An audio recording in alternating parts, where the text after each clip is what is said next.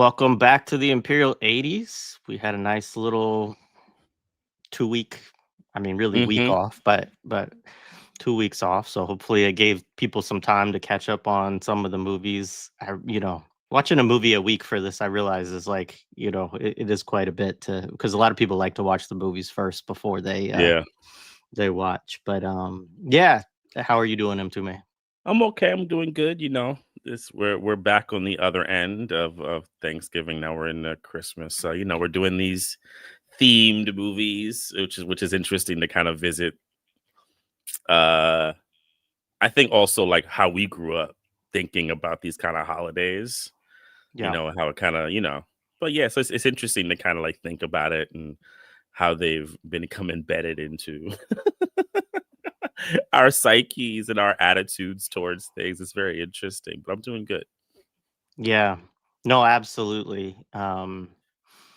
This, yeah, we'll get into all of it, but the like this movie and Home Alone, I think Yeah. for our generation, Home Alone's not 80s, unfortunately, so we're not gonna do it for until we get to the Yeah. 90s, but It's it's 90. It's 1990. it's still Yeah. to me, just to say it, the 90 thing is still technically to 80s to Well me. Like then, we should maybe think about doing it. It's the same way I think about something like Raging Bull, which came out in you know, 80.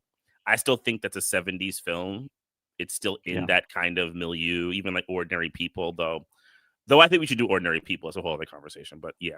Um, but Yeah. still, it's the same But logic, yeah, essentially. but this movie and and then Hughes also, I don't think I fully I must have known this at some point, but he's also responsible for the whole Vacation series in the 80s Yeah. too. And obviously Christmas Vacation, is another. I think Hmm. we probably will do that one.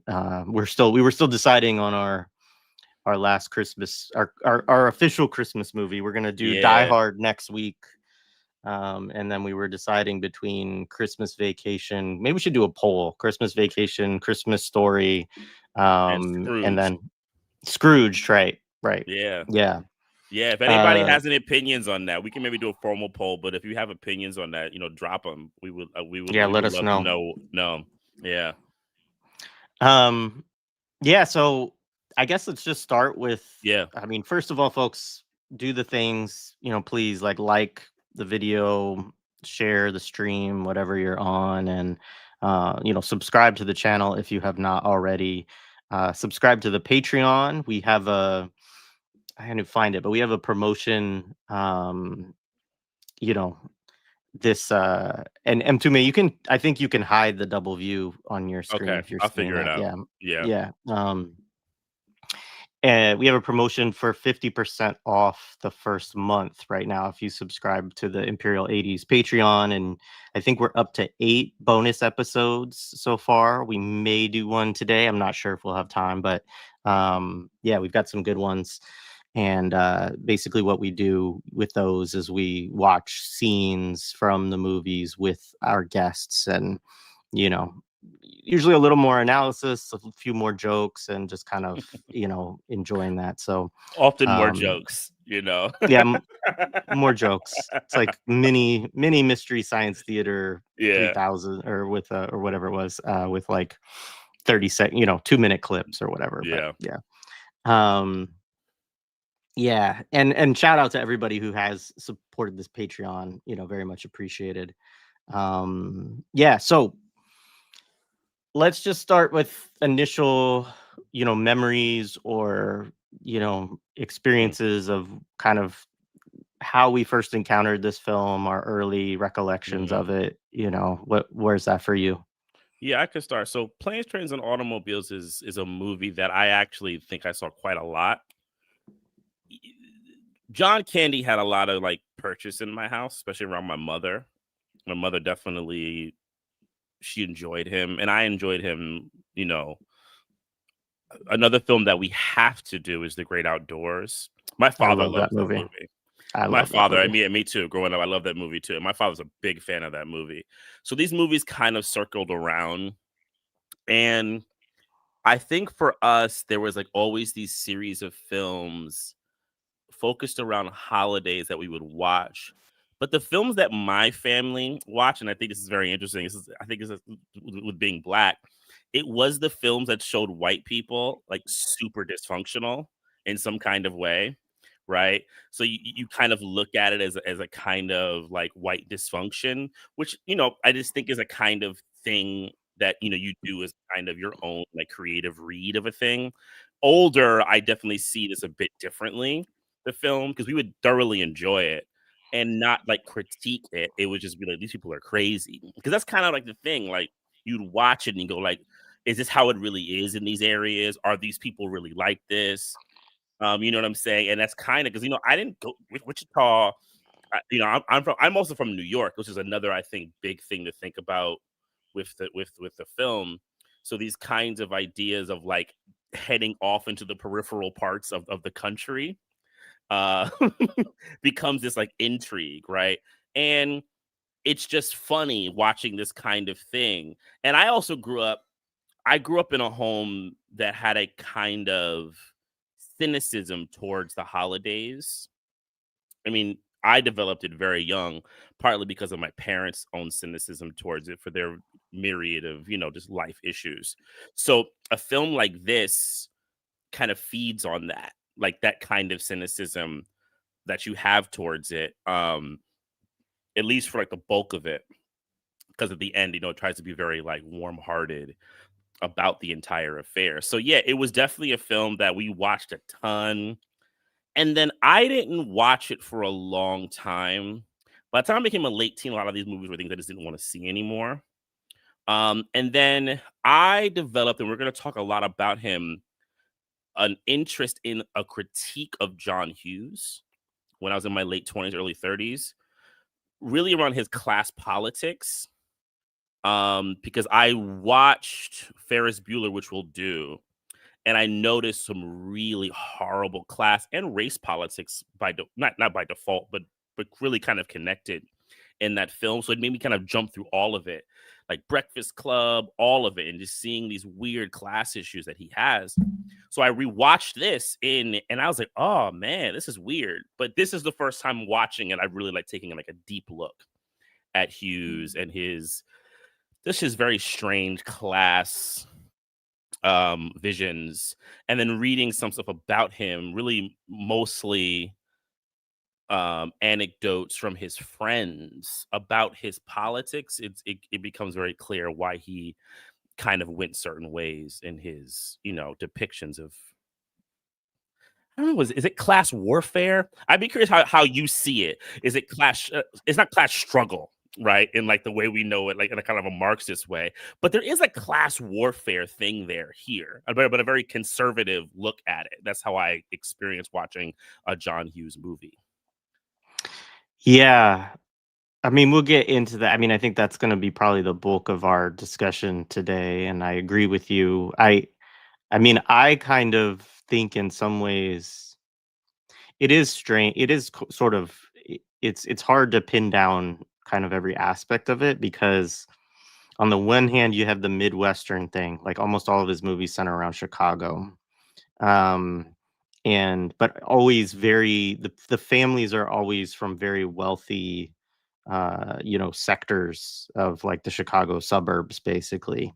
Always live in these. I mean, I shouldn't say always. There's probably some movies. I know we'll talk. Maybe Breakfast Club, like some of them. There are characters that are from different class positions, but you know, if you think about Home Alone, you think about this. The Griswolds are maybe not as wealthy, but he's still like an advertising and like they But it's have, that petty bourgeois thing because they always yeah, have the kind of capitalists. Even in really the beginning of this movie, there's the yeah. capitalists that they are still subordinate to, but there Mhm. is an acknowledgement that they have a class position that's not where John Yeah, Candy is, right? for sure. So the other interesting thing, and I'll get into it more, is also that Candy seemingly had uh much different class politics. Like, he was like, I watched the documentary I Like Me, which is obviously a line from this movie. Um and it was interesting because all of the people talked about like how his love for working people, and it wasn't like you know, you can tell when something's like canned and kind of BS. Like it was clearly not that. It was like family. It was like people like Dan Aykroyd who knew him for a long time. Like, you know, anyway, I'll save some of that for later. But it is interesting because he and Hughes become like best friends basically, and so I also find that a little strange too. Of like somebody like Candy who seemingly did have a real affection for like ordinary folks and came from a pretty, you know, kind of working class Canadian background. I don't know too much about Hughes's upbringing, and maybe you can bring some of that in, but they seem a little bit like a mismatch, but maybe it also just had to do with their, you know, their professional relationship being so strong, because obviously they made a bunch of movies together and some of them quite good, you know, or successful, right, and all of that, you know. Very um successful. yeah, so as far as my own early memories, I don't remember when I first saw it. My first memory of discussion around it was actually with my parents, and my parents were big Steve Martin fans.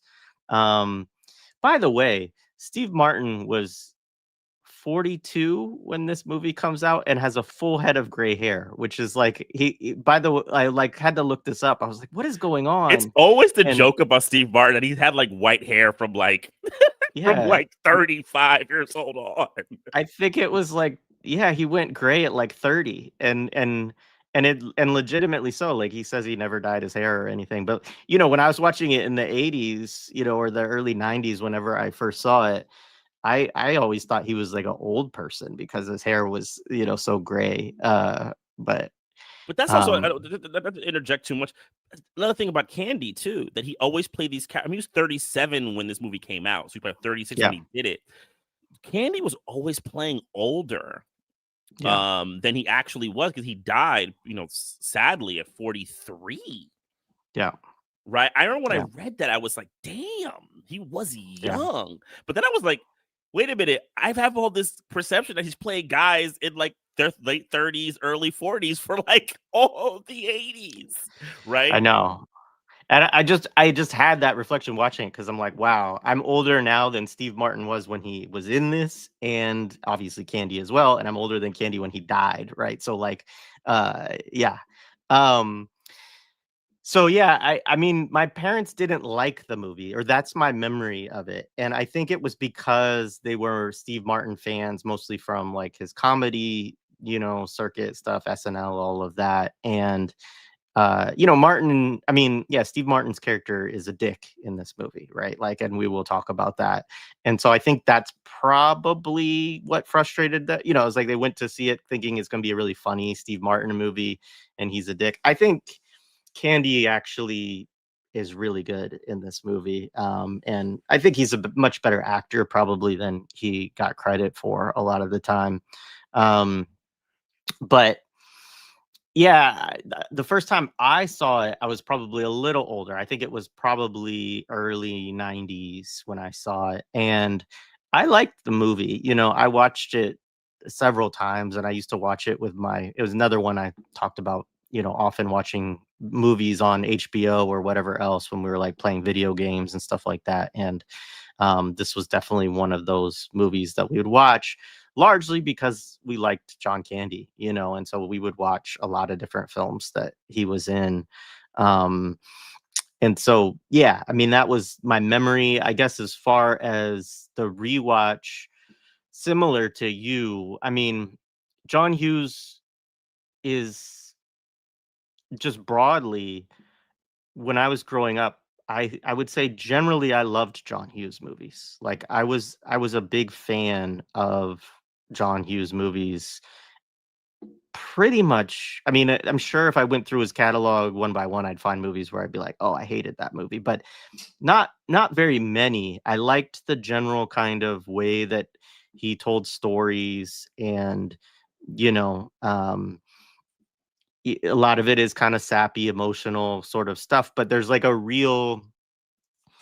a heavy nostalgia, I think, with these films because they were just very polished. They were big in the 80s. They also very often, although not in this case, but very often are about teenagers, right? So, like, as I was growing up, and I was younger, it's like, okay, these are my images of what teenage life is like. Ferris Bueller's Day Off, I probably watched 100, 1,000 times or whatever when I was growing up, right? Um, and yeah, so it's like now when I look back on it with a critical lens, you know, I mean, there are things within it where I could still say, yeah, it's a fun film, and like we can see. I don't know if people follow this as much because it's not talked about as much as it should be. But like, you don't get like films like Due Date and Identity Thief without this film. Like, they basically just steal this film. Like, they're not credited as like official remakes, but that's what they are. They actually like crib entire scenes and characters and stuff like that straight out of this movie. And so, you know obviously there's something about this kind of story, this sort of like, you know odd couple, again, I guess reference that series as well, right? um of combining two people who are from different walks of life, who don't really get along, but you get the drama of them kind of messing with each other and reconciling and all of these things. And yeah, it I think it works pretty effectively as a kind of type of movie, and I think that can kind of mystify a lot of the messaging that's going on throughout the film, which I actually do think there's quite a bit of, problematic. I won't say pernicious because we have set a record for the number of times that we say pernicious on this podcast. But uh yeah, there's just a lot of stuff in it where you're like, when you look back on it with a lens of class politics and kind of just United States politics too, interestingly, because his films are always just life in the core. Like, there's no outside usually within. I mean, I don't, maybe does Hughes do a war movie at any point? I don't know, he might, um but it's just very much like internal.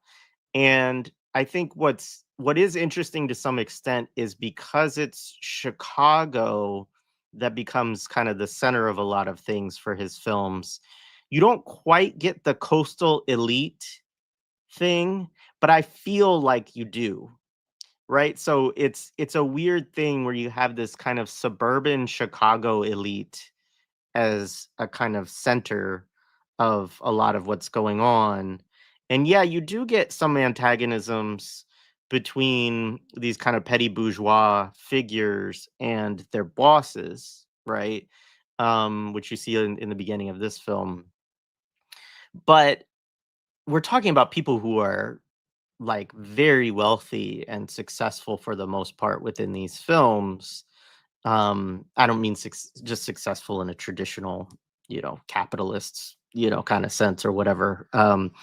And there's just really fucked up, honestly, uh, imagery around working class people, right? And so what I mean in terms of the kind of coastal elite thing is you do have this thing of like people who are from places like Kansas or New Mexico or what Missouri's in it, like all of these things, um that they're backwards, right? That they're kind of like maybe like perverted or like incestuous, right? Like these kind of things come up over and over again in John Hughes films, and you don't really get representations of working class people, including of working class white people, because that's mostly these films are about white people. There's not a lot of people of color in John Hughes's world, um, that are actually yeah, I mean, I know for people like I grew up around, like more conservative white folks, like they might have enjoyed this movie, but they may not have realized that like they're the butt of a lot of the jokes of these kind of films. And yeah, so I mean, we'll get into all of that, but that's definitely something that's there in these films where, you know, I mean, Candy in this film in some ways represents the kind of, there's something dignified about him, even though he's a little bit of, I mean, he's a salesman, right? And he's kind of, always, I don't know the exact term to use. Like he's not quite a shyster, right? But he does kind of have these like, I'm gonna steal a little bit from you here. I'm gonna get you to pay for this and you to pay, and all this kind of stuff. Um, but there's definitely a dignity to his character to a certain degree in the film, but he's also, well, yeah, I don't want to get too far ahead. Let's save it for more. But so do you want to talk about, I mean, go ahead if you Yeah. have anything you want to say, but Yeah. we I'll should say set up the one film too. thing. It would be interesting to note. I'd be curious, what did people who didn't necessarily consider themselves to be like liberals, and I mean liberals in the kind of more modern sense, thought of these films? Like, did they see Hughes as a kind of liberal observer of society, right? I'd be curious, right? I don't know. I'm more asking. I'd be curious if anyone has ever done any readings or studies around that, how they responded to these movies. Did they even watch them at all? Because then I also wonder if these movies were just things that were very popular to middle class people, city moviegoers, right? Would they actually go see would the Red Dawn people who really like fevered for that go see this? I'm just curious. I'm more asking because I don't know. Which brings a point in, because I think one of the things to think about, and I think about with this series, right, with like Imperial 80s, is that like people underestimate how big these kinds of comedies were in the 80s. So like if you look at the budget, this is a $15 million movie in was it 87, right? In 1987. I don't know what that is for inflation. It's probably like in the 30s or something like that, right? If I'm correct. I don't know those numbers pretty good. How to do that kind of, but that's like a lot of money. Think of a comedy that's given that kind of money now. And people like Martin and Candy by this point are really as big of movie stars and bankable stars as Schwarzenegger and those types of people, right? They're as important to the kind of hegemonic ideology that wants to be constructed within America. Like, I think people constantly look at the Stallones and the Schwarzeneggers, and I don't think there's enough interrogation into the Martins, the Candys, and really John Hughes. And and I think he's important to kind of really situate. It's funny, you talked about he doesn't like have peripheral things in war movies. He doesn't, but it doesn't happen in this movie. He has weird, in a couple of movies, he has these weird comments about the Soviet Union. He has one in like Pretty in Pink, and I believe there's another like weird one in Uncle Buck that I can't remember. It's very like to the side, but it's like, what? Right? But it's part of this kind of project that I think that I kind of surmise when I think of Hughes, that I'll talk about in a second. But yeah, I mean, this is a Paramount film, right? This is like a major kind of thing that's like created for the market at the time, right? Like, it is a real vital part of the movie watching market. The It's made, yeah, it comes out in 87. Hughes, by this point, he's a really working director. He hasn't had a mega hit, which is interesting. Like, Home Alone is considered like his mega hit, right? But he's had like really successful films. He started his interesting life. He grew up, when I read his bio, it sounds like a kind of middle class, like it's like lower middle class kind of beginning in Michigan is where he was born. And then when he was a teenager, he moves to the suburbs of Chicago. It sounds like his dad moved up a little bit, right? Kind of financially. But there's also a kind of recognition in reading his biography into some kind of accounts that he wasn't like super rich, right? So he kind of like reflects some of the other characters in some of his films. Because I've always felt there's like a class envy thing with Hughes also that he constantly has. It's almost like some of his movies you watch are like the life he would have liked to have had that he didn't quite have growing up in Chicago, and what he projects upon a lot of weird, just kind of, I think, personal oddities that he's kind of like working out or like expressing right through his movies. And he watched a lot of films and things growing up, and he was like he basically was a joke writer for a long time. That was one of his kind of like early kind of developmental things. And then he became a screenwriter. Screenwriting was like really his first thing. And Jay brings up the National Lampoon movies. Those are screenplays that he wrote. And that's like really his first big foray. And they become these like big hits. And in those movies, let's just say it, those movies, like especially the first one, I'm sorry, especially even the second one in Europe, the kind of ideas of peripheral people being backwards, they make your life more difficult.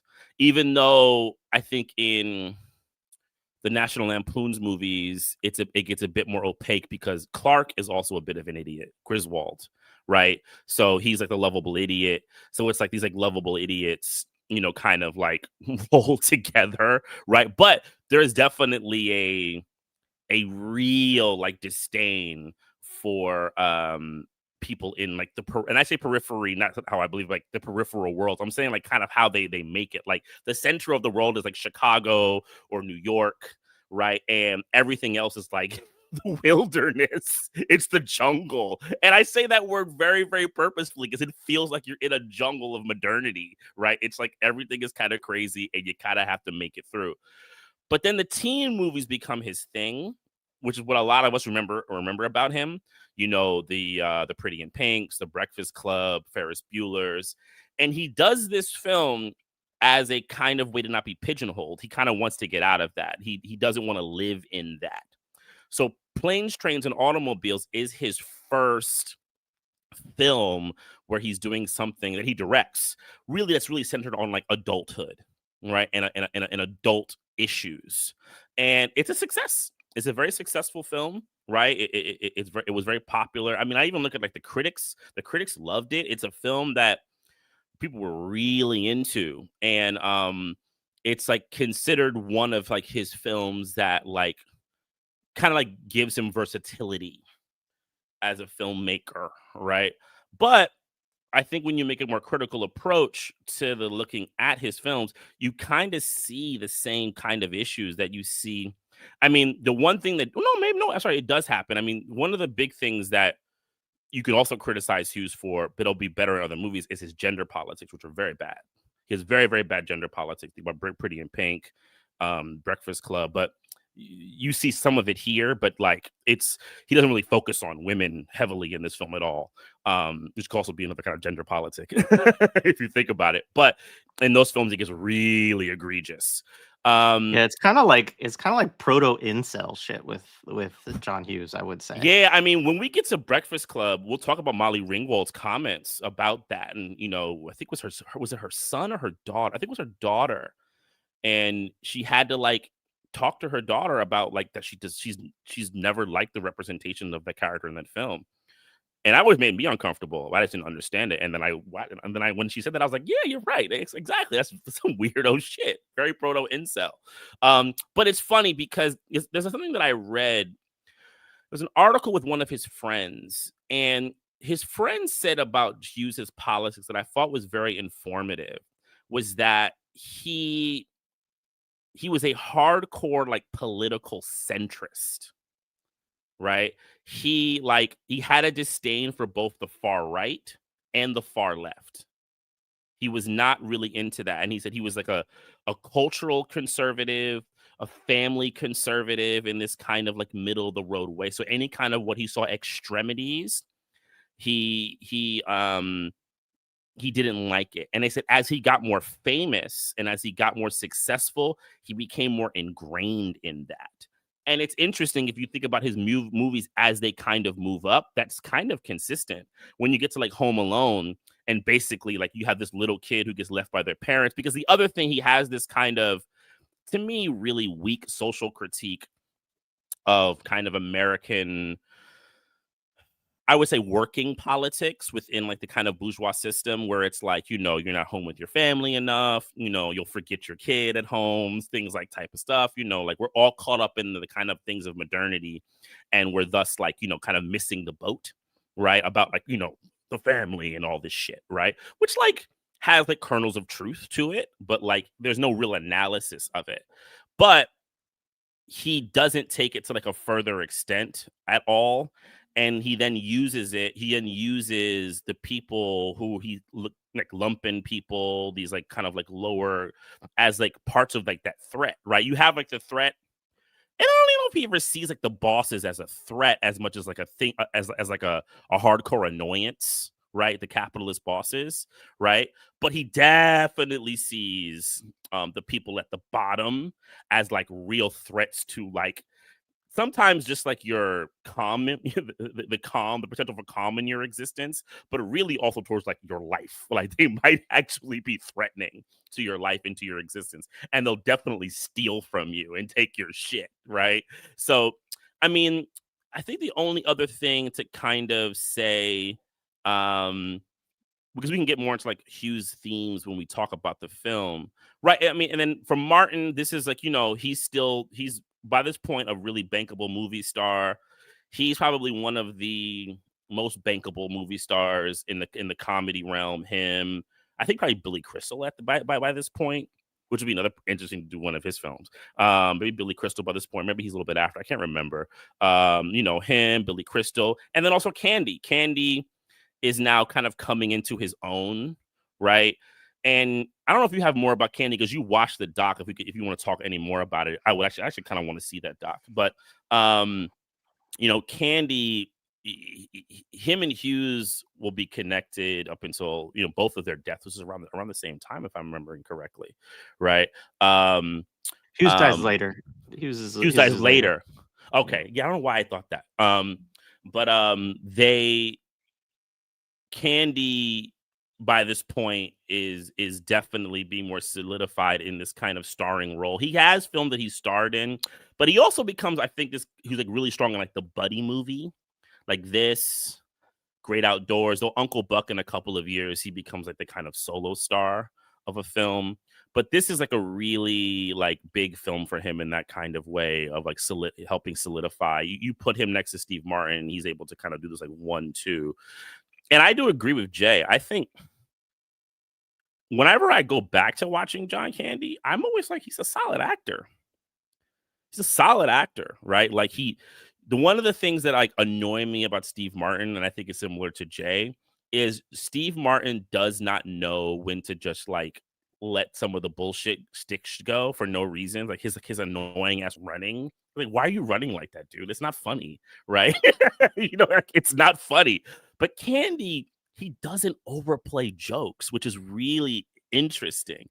And he's not afraid to be a straight man when he's supposed to be the comedy foil. It's so interesting. He's had a great instinct for acting on screen. I mean, you watch him, and even in a role that I think is by the end of the day kind of demeaning, he actually gives it dignity to a degree. He can't fight through the dignity.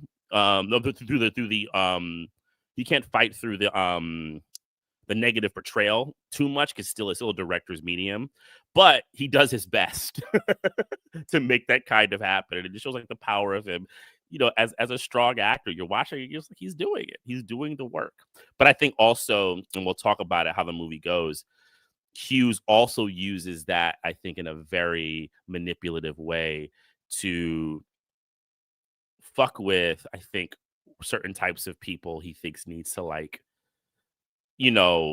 realize that they're kind of like scourges of the earth a little bit, right? Except that you kind of are, and except that the only people who can rescue you from being a shitbag is rich people, which is like so bad. Yeah. No, I agree with all of that. Yeah, I mean, a little bit about Candy. Um, so Candy, as I mentioned, is Canadian. His father dies on his 5th birthday when his father is 35 years old of a heart attack, right? Which, of course, Candy dies of a heart attack when he's 43. Um, and so, like, yeah, I mean, suppose it like he has I don't quite get what his family all did, but obviously his father dies that young, right? He lives then alone with his mother and his brother, I think. And then they move into the basement of the grandparents' house, right? And so like, I mean, I didn't get all into like digging deep on the class, but it seems like a very kind of, modest sort of upbringing and so on, right? He's in Canada. One weird thing is that he wanted to volunteer for the Vietnam War. But Canada wasn't fighting. So then he tried to go to the United States to volunteer and they wouldn't take him basically. Um, and I think because of like health issues or whatever, if I remember correctly, like something, his knee was bad or something like that. Um, and, so that's weird, but it was kind of like brushed off in the documentary as like, oh, he wanted to do something meaningful with his life or whatever, which I mean, again, like it gives you some kind of inkling of like, I mean, a lot of people that are that age make dumb decisions and, that type of attitude is inculcated right into folks, but not necessarily, poses a certain contradiction early on to his like, all about the working man, all about the little guy kind of, thing. But nonetheless, like he doesn't end up obviously going into the military and, kind of, works his way into comedy. It's not his first thing. He's like sort of, he's picked up by an agent who just sort of recognizes that he has something, right? Kind of thing. And he gets into this collective eventually, like kind of improv groups and stuff like that, and into this thing called SCTV, which Yeah. stands for Second City. And actually, there's probably episodes of this online. And looking at like who was actually in it, it's probably it may be some of it may be really fucked up, but it's probably pretty funny. Like, Oh no, some of it certain, just to cut it. I've seen some of it. There's a funny one with Rick Moranis, yeah. and what's this song? It's the Christopher Cross song. On the Run, was it? Oh man, That's oh, man, me too. And you should watch it. It's hilarious. It's like him literally trying to get to the studio to sing the song, right? Shit is hilarious. But I gotta lie, like a lot of that stuff is funny. I mean, I yeah. haven't watched it like full, but a lot of it is really well done. An incredible group of people that he's around in this era. So you mentioned Rick Moranis, Catherine O'Hara, of course, who's in Home Alone with him, and they have the whole scene together. She's a part of this. Dan Aykroyd, um, Eugene Levy, um, like just a lot of people. Like if you watch the movie, again, I Like Me is what I'm referencing, which is like a documentary on him. They're all in it and they're all talking about him. Bill Murray. And so like just a really incredible group of Canadian comedians, like way more of them than I would have thought. I would have been like, oh, like one or two of these people probably made it. It's like, no, like they all end up being, serious comedic actors, for a good chunk of time. And really like kind of Candy never does SNL, but this is sort of his SNL like thing. And a lot of the people who were he definitely could have.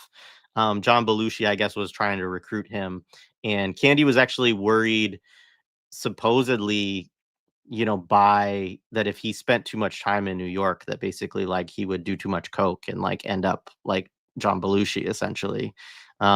Which I mean, I don't know, but supposedly he did party, very hard as it was too. Um, but anyway, I mean, like the things that people said about him were this thing about that he was just always super generous with like his time, with just fans, with, you know, again, like go to a bar and like keep it open late and, knowing that nobody leaves until he leaves, right? And everybody's spending money and he, like, but doing it out of a kind of like real generosity with his time and also his money back, to it. So, again, like a lot of this stuff, as we've talked about, can be apocryphal, and especially for somebody who dies so young. I'm not suggesting that, like, he didn't have his demons or, his issues, or that, but, his family's in the documentary and all of that, including his kids, and they all have like really, good things to say about, who he was and everything. And, you can tell that a lot of the actors who came up with him, genuinely really miss him. And a lot of that comes off very heartfelt.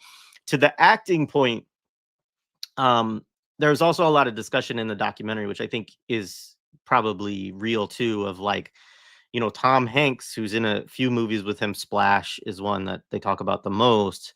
Um, you know, Tom Hanks really credits Candy with like teaching him how to act, like teaching him how to do like improvisational stuff and back and forth and that kind of stuff. A lot of Candy's stuff is just kind of him just going unscripted and all of that. This movie, there are, which we'll talk about in a little bit when we get into it more, there are a number of kind of continuity glitches or issues in the film where you're like, what? Like, why don't I know why this didn't, why are they referencing something I haven't seen, or what happened here?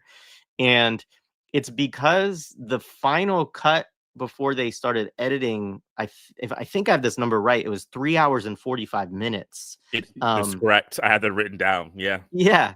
Yeah. And so they end up cutting like two like 2 hours and 15 minutes of the film, because it's 90 minutes when it's done. But they say the reason for that is because both Candy and Hughes were always sort of like, oh well, let's do this, like let's, and then Candy would just go, right. um there's a funny thing in the film, in the documentary too, where he talks about being on Home Alone, and they only had one day for him to shoot his scenes in that, and he let them shoot for 23 straight hours.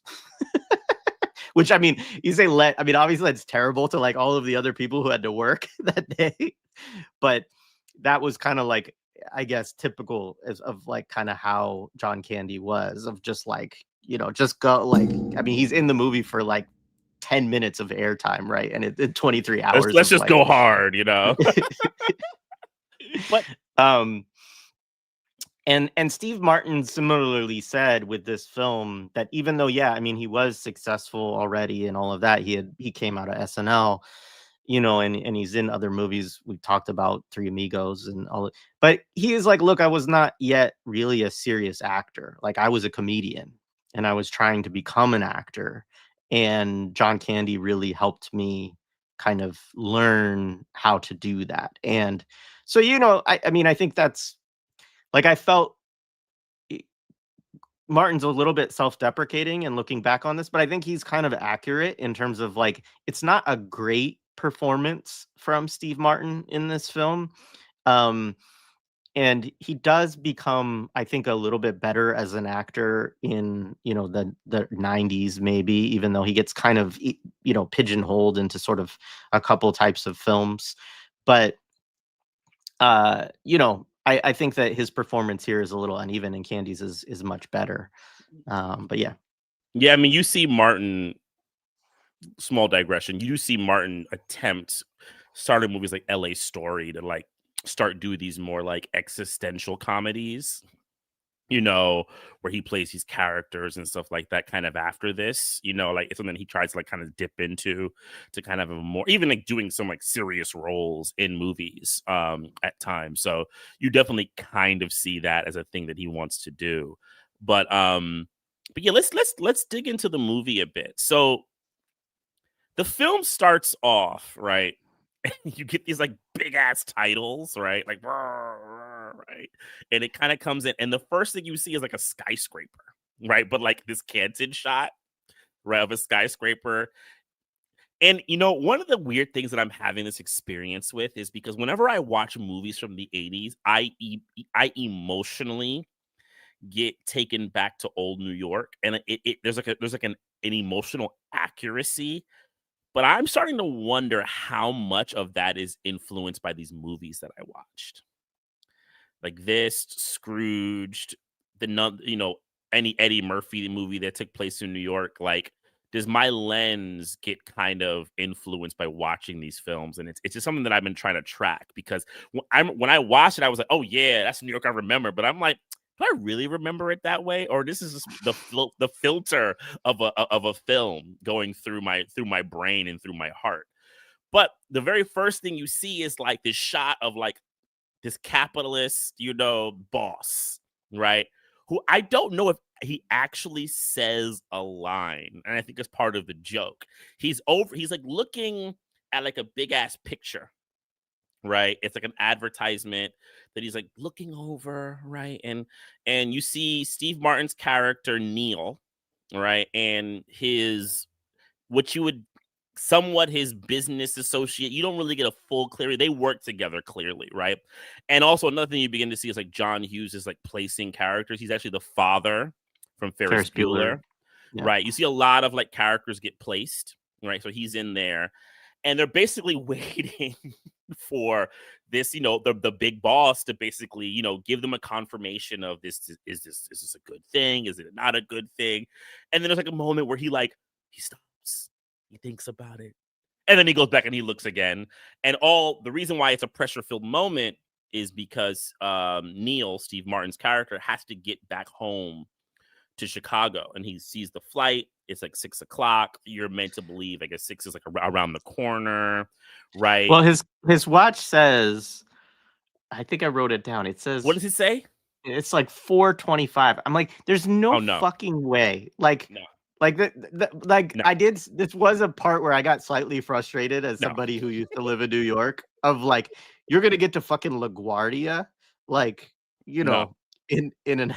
I mean, granted, it's pre 9/11, right? So it's like if you show up like right before the flight time, you can walk straight on the plane. But Right. nonetheless, I was like, At there's that there's point, just you're no way. hoping it's delayed. At that point, you're Right. hoping it's delayed, Right, right? that's what I'm Like, saying, like, he's pissed that it's delayed, and I'm like, he would be ecstatic that it's delayed because he's gonna right, like make it. yes, right, yeah. So like he's in this thing, he can't get out, and then of course the boss, still hasn't made a decision, but he lets them like essentially that you realize that they're able to leave. So he gets out. His friend tells him, you never get the airplane."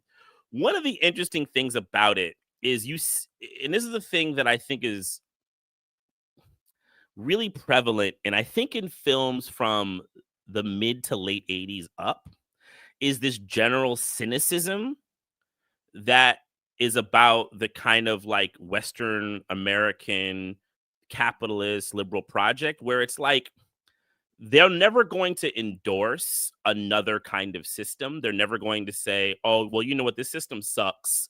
We need a new thing." Because then that would basically be admitting that the Soviet Union, which is still in existence at that time, is right. That capitalism is like the scourge of the earth, and that Marx was right. I'm not saying they're thinking about him, though. Someone like Hughes would have this conversation, though. He would actually have this conversation, but they have a general cynicism that like we're in this kind of like stasis of existence, right? Like there is really no more societal progress. This is what we have. And really the whole film's message is like, let's do the best with what we can, right? By finding some kind of good nature, right? But he really wants to hammer home that like New York is a purgatory, right? Like you're in this purgatory of existence, but modernity is a kind of purgatory where you don't see your family, right? And because like the other thing you realize, like, wait a minute, he's in New York, he's at work, he seems to be here a lot, but he lives in Chicago, okay, right? And it becomes a big kind of thing about the movie, right? Like, and like the capitalists don't respect your time and all that. So he once he gets out the building, he's like rushed immediately into this labyrinth of like modernity, right? Of like, big city existence and trying to get from one city to the other. Um, is like this huge trek of like, absolute mayhem, right? And that's kind of what modern existence is. And like, you could watch the beginning of the film and go, well, this is basically going to say that this whole thing sucks, right? But then by the end of it, you're basically realizing that, well, this is the best that we have, right? This is kind of what existence is, which is like a big theme of, like, I think of that era of liberalism, right? Of where people began to think that, like, you know, we are in the stasis period. This is how human existence is fundamentally a flawed one and a fucked up one. And these are things that I've like, and I think I internalize watching these movies, right? The social competition is actually natural, right? Because the next thing that happens, and then, Kevin Bacon alert, right? He goes outside and he sees a character played by Kevin Bacon who he has to now have this kind of eyeball competition for a cab, right? Which then sets off the kind of movement, right? The city is busy, he can't get the cab, and then there's this suitcase that he trips over that makes Kevin Bacon eventually win for the cab. And you're just kind of in this long role, and the suitcase eventually being Dells, who is John Candy's character. So yeah, we can. I don't know any more on the downtime. I had more things on the downtime. I'll let you jump in. Yeah. I mean, first of all, it's like a massive trunk too that John Candy's character is carrying around, which is a big prop for the film. I mean, one of the things I'll say too is, like, John Hughes, he loves to get people in, like, he likes these kind of combination films where there are, you have elements of comedy, you have a little bit of drama going on, and then you have, like, he likes action sequences within stuff, right? So even if it's a comedy, like that whole chase scene, it's like you got to get motion going, right? And I think about that too, is thinking about, some of the analysis that, like, Samantha Youssef does and others, of, like, the importance in these films of, motion kind of carrying you through when there's, like, not a lot of depth to what's going on in terms of, the film itself. And so, yeah, I mean, even the Steve Martin stuff you mentioned, being, like, annoyed by his run, but I also think for some people, especially people who like Steve Martin, that is part of the appeal. It, like, comes out of, like, kind of a more physical, slapstick, or, earlier comedy tradition. And, it just doesn't, it's kind of aged out. Like, I feel like we don't really have so much, like, I feel like that was a bigger thing in the 80s, but even more so if you go back before it. So I think in some ways, like, when I think about my mother, liking Steve Martin, I think it also comes of, like, okay, you grew up watching the Dick Van Dyke Show, and you grew up before that, like, watching these other things, whether it's like Three Stooges or the Marx Brothers, or, like, these kind of almost coming out of silent era, comedy and stuff like that, and kind of, holding on to certain elements of this. Um, yeah, I mean, as far as the critique thing, I do think it's interesting. Like Christmas Vacation, which I know we'll probably do at some point. You get this, maybe even in a little bit more depth, of the conflict between Clark and his boss, who, like, is this Scrooge like character who won't give a bonus. And I think, I mentioned this to you before the other day when we were talking, is like, we were talking about Scrooge, which obviously is an adaptation of Charles Dickens's Christmas Carol, like, kind of put in the 80s context, which is not a John Hughes film, right? Um, but the thing about Hughes is, I do think he has elements of this kind of Dickensian critique, right? Which is sort of, it's like a social democratic, but it's more of a what do they call it? It's like Christian socialism kind of thing too. Like, it's not at all um, it's not Marxist at all. There's no scientific element to it. It's like that individual successful people, out of the goodness of their heart, should help out those who are less fortunate, sort of thing, right? Um, very tied into, like, maybe, I don't know if he's Catholic, right? But, like, the Catholic tradition has a lot of this, kind of thinking of, like, having Catholic charities, right? These sort of things of helping out people who are, in poverty, and those kind of things.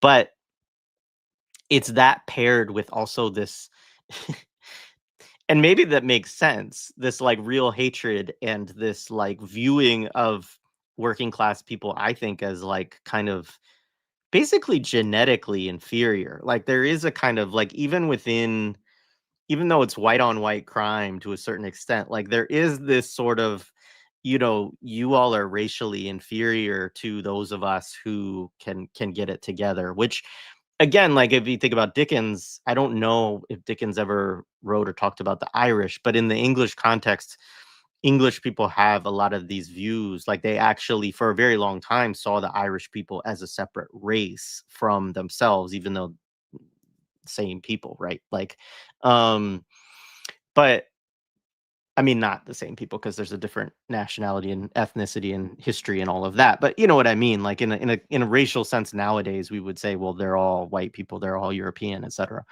Um, so there is all of that, and I think there is this way that in Hughes's films you can see the ultimate bosses, right? So in this first scene, I imagine it's either like Madison Avenue or Fifth Avenue. I know they go out and catch a cab on Park, so or that's what they say. But one of the scenes, it looks like they're driving towards the MetLife building to me, which is on Madison, I believe. That building looks like a Sixth Avenue building, which is also a big Okay. and like below. I could be getting it wrong. It looks like a Sixth Avenue building below the park. So Yeah. like which is a huge business So center. Yeah. yeah, exactly. And so, but the thing about it is that Steve Martin's character is, as you learn quickly, he's an advertising executive. So he is not like a salesperson or like some low level, like I work for an advertising company.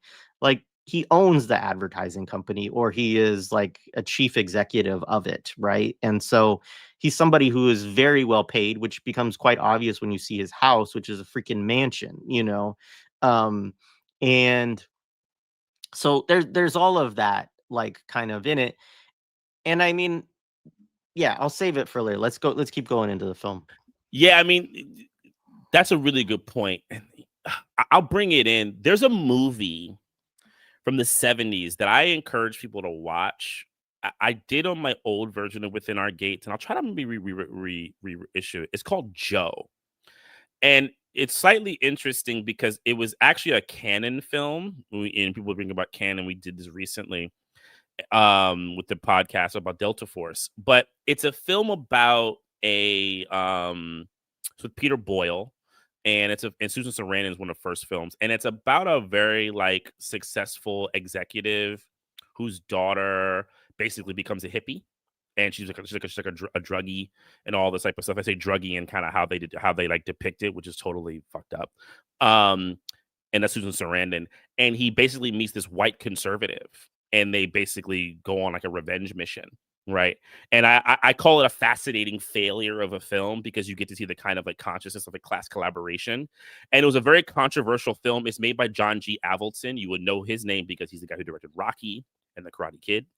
But Joe, I think one of the things that I said, I think it had a long-term kind of subconscious or like political unconscious effect on movies going forward, because this also comes out of that legacy in a little bit of a way, because what you begin to see happen is like that and that's why I kind of say it's like class warfare or like kind of white class negotiation, maybe is a better word, because it's kind of what you kind of see throughout the film.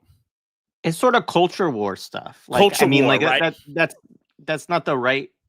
It's not really. I mean, I don't like that term, Same. right? Because it's like it's BS. It's really a Yeah. right wing term, but it But that's in a what way, it this is. is a conservative view, though. So it kind of is how Hughes would see the culture war. So, like, even though we don't like the term, it's kind of how they see it. So I agree with you in that kind of way, right? Because then, like, so yeah, like perfect. He's on the street. The lawyer part. I mean, the lawyer part is so like indicative. So he goes, he basically gets a cab, and this is kind of where you get the first real recognition of Candy's character Dell. He basically sees a cab, and I'm talking about Martin's character Neil, and he goes to him and he basically says, "Look, man, like, can I get this cab? I'm super late. I'll offer you some cash." And the lawyer is like, basically negotiates with him, that like, yeah, I'll get, how much money, right? And he says, like, can I appeal to your good nature? And he says, I don't have a good nature, is what the lawyer says. And then, he says, well, you're a thief. He says, yeah, I'm an attorney, right? Like, so like you're getting that all these people, have these like duplicitous sides, and these very, lawyers, which like is coded, who do we associate lawyers with in a very negative way, and there's the anti-Semitic view of lawyers that exists out there, right? And he's playing with all of that, right? And it's like this like petty bourgeois competition. Like there's no collective good when I'm watching the film, right? Because he has to get all the way to, is that when he finally gets to the airport, right? It's like this like madness place, right? It's like absolutely nuts, right? Because the other thing you see is basically Dell steals his cab, right? And you're later led to believe that he didn't realize it. He wasn't like thinking about it when you're like when he talks to him in inside the airport. But when you get to the airport, you begin the kind of, I think, other big theme of the film is that like this modern world has like so many complications, right? And this is where you could like go to like say consistent, say, well, like, you got shitty bosses who run companies, you got shitty people who run airlines and all this type of stuff. Capitalism is crazy. No, it goes right to the workers. It goes right to, it's like the workers and the people who do these things are the people who are essentially keeping this thing from running ethically well, right? There's like a certain way that like I think Hughes accepts that like mechanisms can't work perfectly and that we have to accept it. But like the fact that like these workers can't understand the like ethical mistakes that, this kind of subaltern thing must be acknowledged about them. And it starts really early in the movie, and it honestly goes in an uptick throughout. It gets even really the more you get into and I'm going to use the word periphery as like a shorthand because I think that's kind of the logic of this film.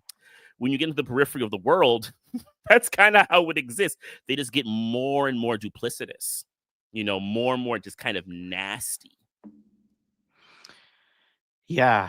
I mean, I think that there's like I feel like John Hughes just hates people. Like that's the way that it feels to me. Like, and I mean, I think that one of the things we could say about this film is obviously there's two stars. Like, so in certain way it is this kind of buddy comedy thing, right? But you are very much, it is clear that you are too, even though there's obviously um Hughes is being critical with Steve Martin's character with Neil, right? Like he wants you to think he's kind of an asshole. He wants you to think he's kind of out of touch. He wants you to, he wants you to think that he's uptight, like all of these kind of things. But it's a conscious choice for him to be the real lead of the film, which he clearly is. Like you start with him, he's the one that the action for the most part is centered around him and like Dell, John Candy's character, he comes in, right? He interacts with, he's frustration too, et cetera, right? And that's a very important choice within the film because I actually think the film would be very different and I think better if you were, set up to align off the bat with John Candy's character and he was the center of it and he's where you got a little bit more of like your analysis in the heart and then he's interacting with this fucking ad executive and these other people and stuff like that because the other thing too that comes through in the film is that John Candy has a much better relationship and respect for the working people within the film in the country. And I imagine he brought that to the film because of that also, again, like it kind of sticks to who he is as a person. And maybe because Hughes and Candy were as close as they were, like it was intentional kind of between the two of them.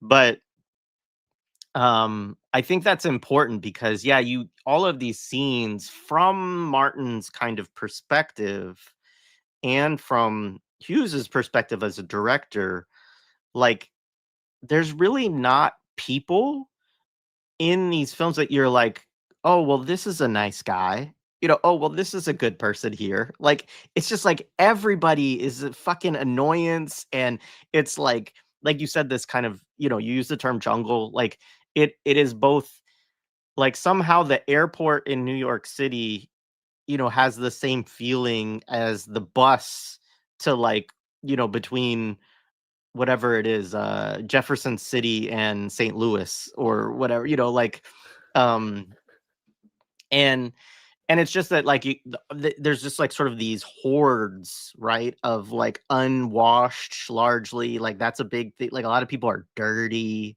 um, and it just, and so it has this, you really are invited to take on Steve Martin's perspective as this kind of like ad executive who really doesn't want to have to do with any of these people or this country, so yeah. Yeah, because you don't ever get a perception that at the end of the film, and we'll get there when he realizes the thing about Dell at the end, but you don't ever get Martin's character going, well, maybe I looked at these people a bit shitty. No, it is the normative that these people are shitty, right? It's just that maybe well, no, actually, the only real person he is supposed to kind of make a change of heart about is Dell. But it's mostly not because of Dell's attitude, it's because that Dell doesn't have something that Martin has, right? Or that Neil has. He lacks a family because of, what we will later find out about his wife. Right. And yeah, so like, you're in the airport, and it's funny you said that. It's true. It's like when you get to the airport, or like when you get to anything that's travel, you get to like this weird portal world into the jungle. Like when you're in when you're in the buildings, essentially like you're safe. But when you get to like, the streets, try to get a cab, you got to get to the airport, you kind of enter this like, portal world that's like just chaos, right? And it's just bad, and like I get it. Look, I know travel is not fun, but like I think one of the things that's been good about my own life and like reading about just, why capitalism is shit, it's a function of this society and of capital and how capital operates. It has nothing to do with, the really annoying flight attendant. And that's the thing when it gets to the morality things. Like one of the scenes they do is when he gets into a plane finally, right? And I mean Martin's character, he is given the wrong seat assignment, right? And he's given a seat assignment he wants to be in first class, right? Which I think is a really big indicator to what Jay was talking about his class level. He gets put into coach, which for him is just absolutely ridiculous. So like on a financial level, I can understand it. But she even says to him, like, look, if you put your ticket back, you'll get the money back. But he's like, no, I want my seat, And I do think the film, like Jay has pointed out, it's supposed to make him look ungrateful, right? Or like maybe he's a little too much of an asshole. But there is never a questioning about the kind of ethics or how he looks at the ethics of the people who are working. It is very, very normative that these people's ethics are bad or they don't look at the greater good, right? Even if, Neil is being an asshole, right? And of course, when he gets on the plane, who's there waiting for him after he's already met him inside the airport structure, is Dell, John Candy's character. So you're immediately going to be known that this is going to be like a long-term connection, right, between the two, and that you're going to watch the two of them have this like, comedy of errors and mishaps. But what Jay said is really important, I think, is that it's all done, even though it's a two-hander, the emotional center of the film, of any kind of emotional arrival or consciousness arrival, happens from Steve Martin's character's perspective. So pretty much like the petty bourgeois, look at society and the kind of like turn of consciousness, we have to get through him. And it's a limited one. But for some reason, Hughes thinks this, not for some reason, for very clear reasons, Hughes thinks this is the perspective that's actually like more worldly important. That I think that these are the people we need to be looking at for our kind of like, I don't know, like guidance, like, in society. And that these other people really only exist to either annoy us or to help, petty bourgeois people arrive in consciousness, which is like, honestly, a very old trick in liberal writing. Right.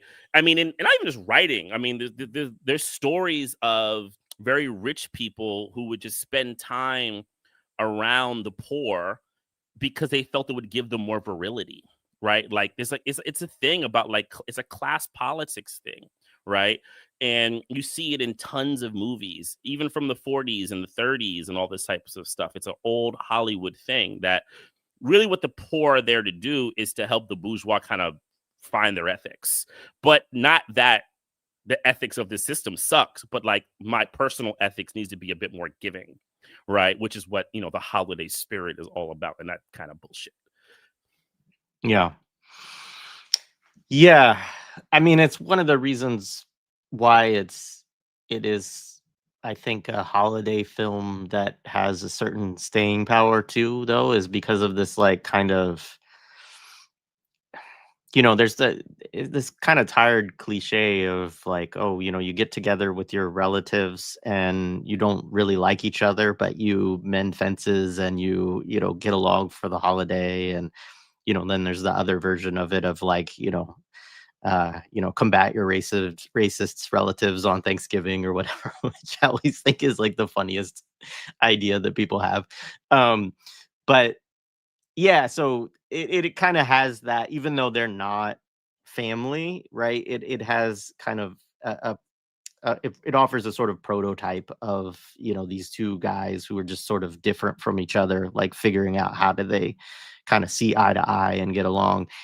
Obviously, it also has the piece, which is a real thing that I think also gives it staying power, is that holiday travel sucks, especially, and it is one of those times of year, especially, I mean, maybe Christmas a little bit more than Thanksgiving, but where you are likely to have weather mess up your ability to get somewhere and get stuck in an airport or end up having to take I mean, you know, I know, and you and I talked about this a little bit too, of like people will reference this movie of like, oh, I had the planes, trains, and automobiles like experience, right?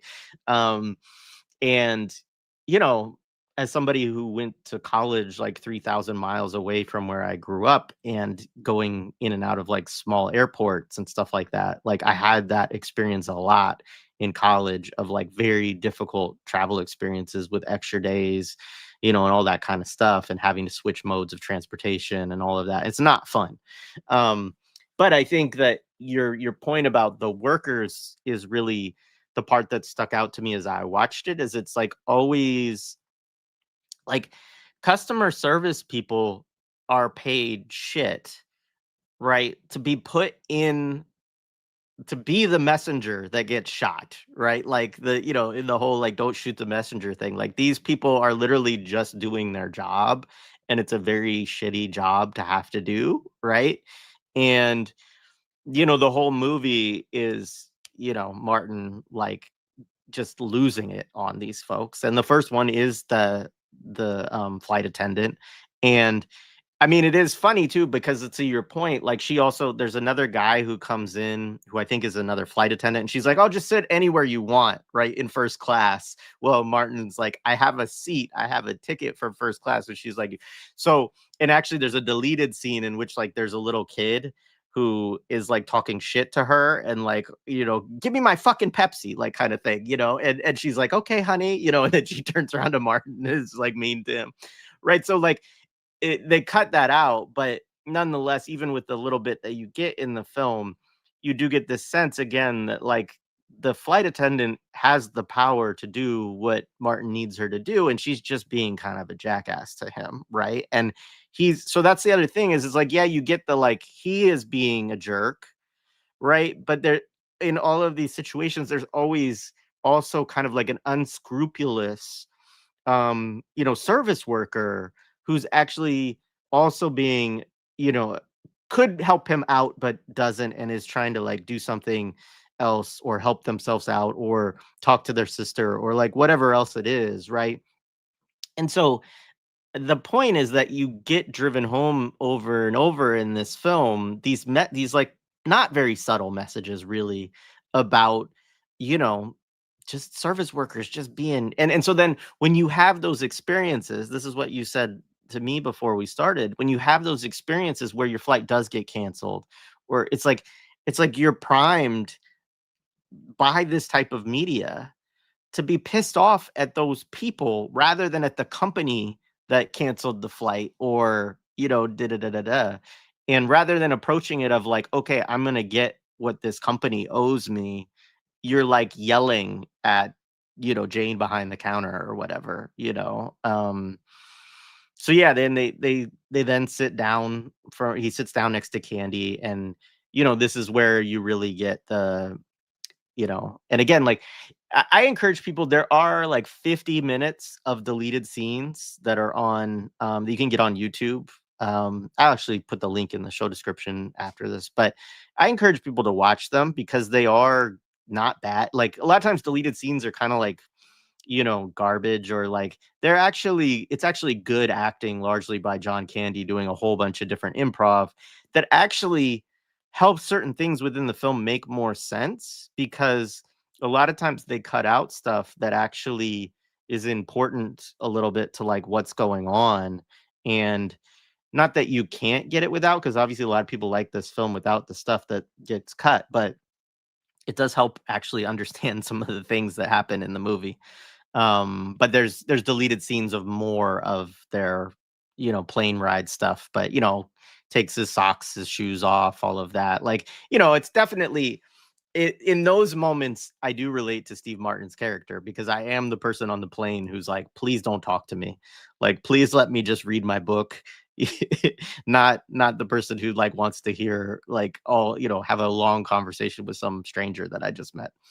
But like, this is the thing with all of this. I agree with you. Like plane travel, it can be really, really rough. And I had a period in my life where I did a lot of plane travel. I had a couple periods like where like plane travel was like a significant part of my working life, right? And it was rough. But one of the things that I think just like certain types of study that doesn't kind of normalize this system has done for me is also to show the absurdity that the way capitalism and the way like modernity like moves everyone around, and imperialism as well, if we're thinking about people who are forced to leave where they're from, and come to places like America to get work and so basically to go back to see your family, you have to travel really far. Is that this is all a product of like how capital has like, fucked up other places, centered certain, financial things, right? And put monopolies, and they set themselves in certain areas and so forth and so forth and so on. So all this like travel that Hughes wants you to kind of see as like normative, like this is what society not has become, but what it is, right? Is really something that's become because of the social relations that have been created.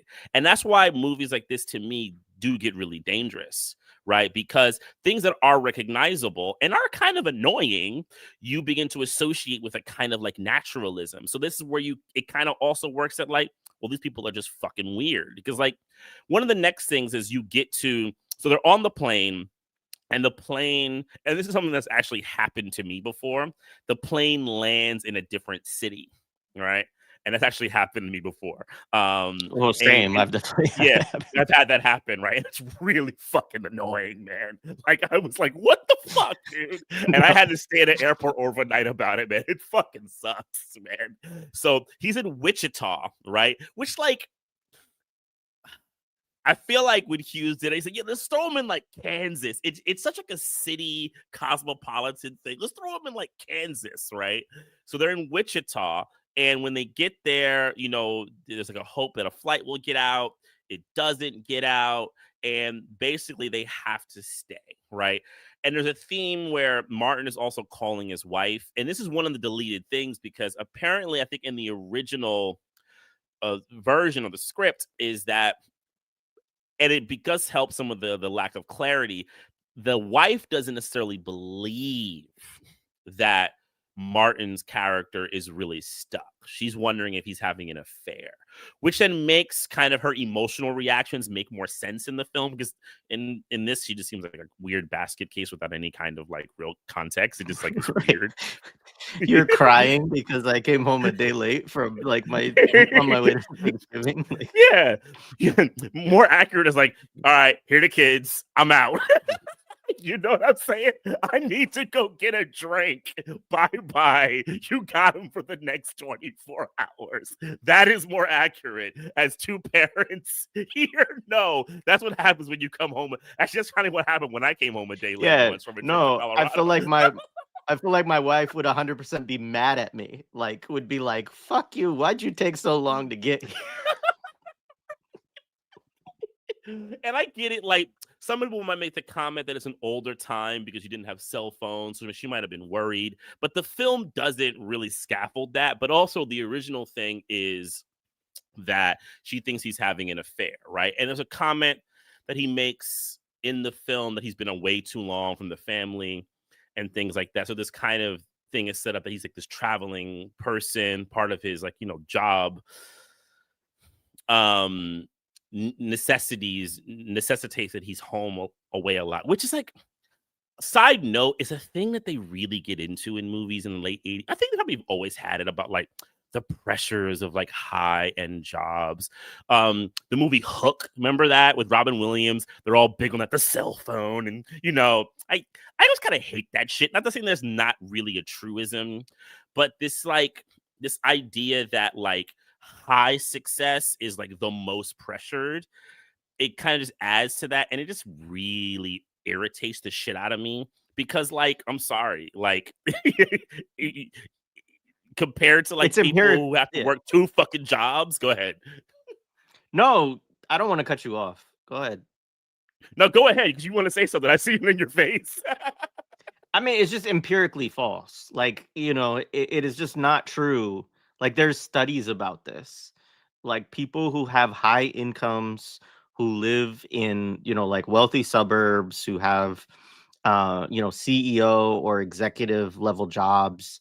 Like, you know, look, I've spent a decent amount of my time around these people, and like, yeah, they do have stress, of course, but like, the studies, like, there's data around this. Like, health outcomes are way better for those folks, right, than it is for working people and people who, like you said, who have to work multiple jobs or who are constantly stressed by not being able to fucking afford things or worried about losing their home or whatever else, right?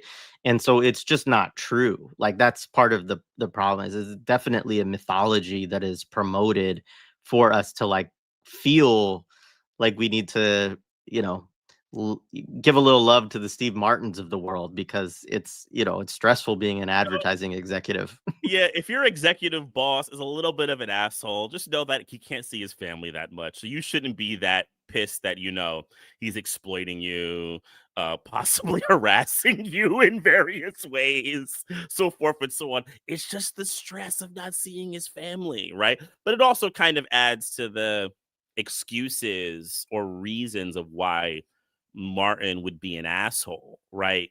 Not saying that Hughes is totally absolving him from his assholeness, but he's making the roots of it a kind of like, because you see these shots of like thinking about the family and all that type of stuff, and they're very like wistful, and they have a lot of like, you know, loving like dripping from them. And his home, when you see the recreations of his home, it's very like, even though it's luxurious in this very wholesome way.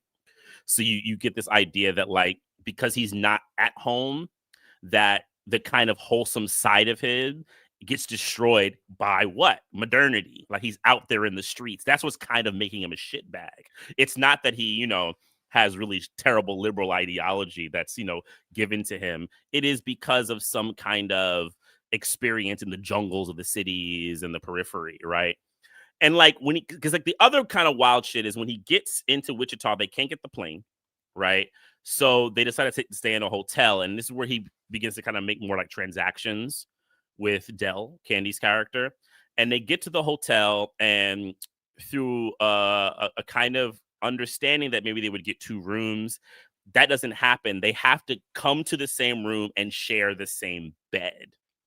And this is a funky scene in many ways. There's like so much in this scene, right? I mean, I'll list of a couple of things and we can like dig into what we want. So like one of the things is like the theme of kind of 2 men in a room together. This very, very homophobic, like if 2 men are in a room together, they're immediately going to like get into this like it can't just be like, yo, 2 people in a bed, this sucks, right? Like they're gonna go into this kind of like homophobic, like, oh my God, I don't want it to. But then like it also later gets homoerotic as well. So like they're also using that. And like it just shows like Hughes is really, really funky inability to like not have any kind of self-analysis, or he thinks that self-analysis is like throwing the kind of weird issues that he has projected upon these 2 characters is some kind of self-analysis, and then he makes a kind of like reductive joke about it. That's one thing. And then another thing and then is like is that it's the odd couple thing where you realize that Candy is like high level unclean, right? Which like is the other thing, and we have to talk about it. I mean, Candy was a big guy, overweight guy, right? Or this large guy. And this idea that this large man would be this like like slovenly, absolutely like uncouth and nasty. And it's one of the things, and my lady pointed this out. She was like, yo, Martin's kind of fit, right? And like he's kind of like a fit guy, this like fit, well, not well suited, but like mildly mannered man has to like cohabitate with this like heathen, this like nasty, disgusting individual, right? And it eventually brings it all to a head where Martin has like this huge speech that he just basically like shits on him in like, this really horrible way. And you get that line, the I like me line from Candy, which I have to say, as horrible and as awful as Martin's speech is, Candy plays it really well. Like, and this is where like it actually does a disservice ultimately, not because of Candy, because Candy's great, but it's where like you see like movies are really manipulative. He plays it so well because like you see the shots of him, and it's so believable that he's absolutely devastatedly hurt. Like his eyes, the way it's played by Candy is brilliant, right? He's really, Yeah. really good. He doesn't overplay hands. It's really strong acting. But then I think Hughes uses it to a very negative aspect throughout the film. Yeah.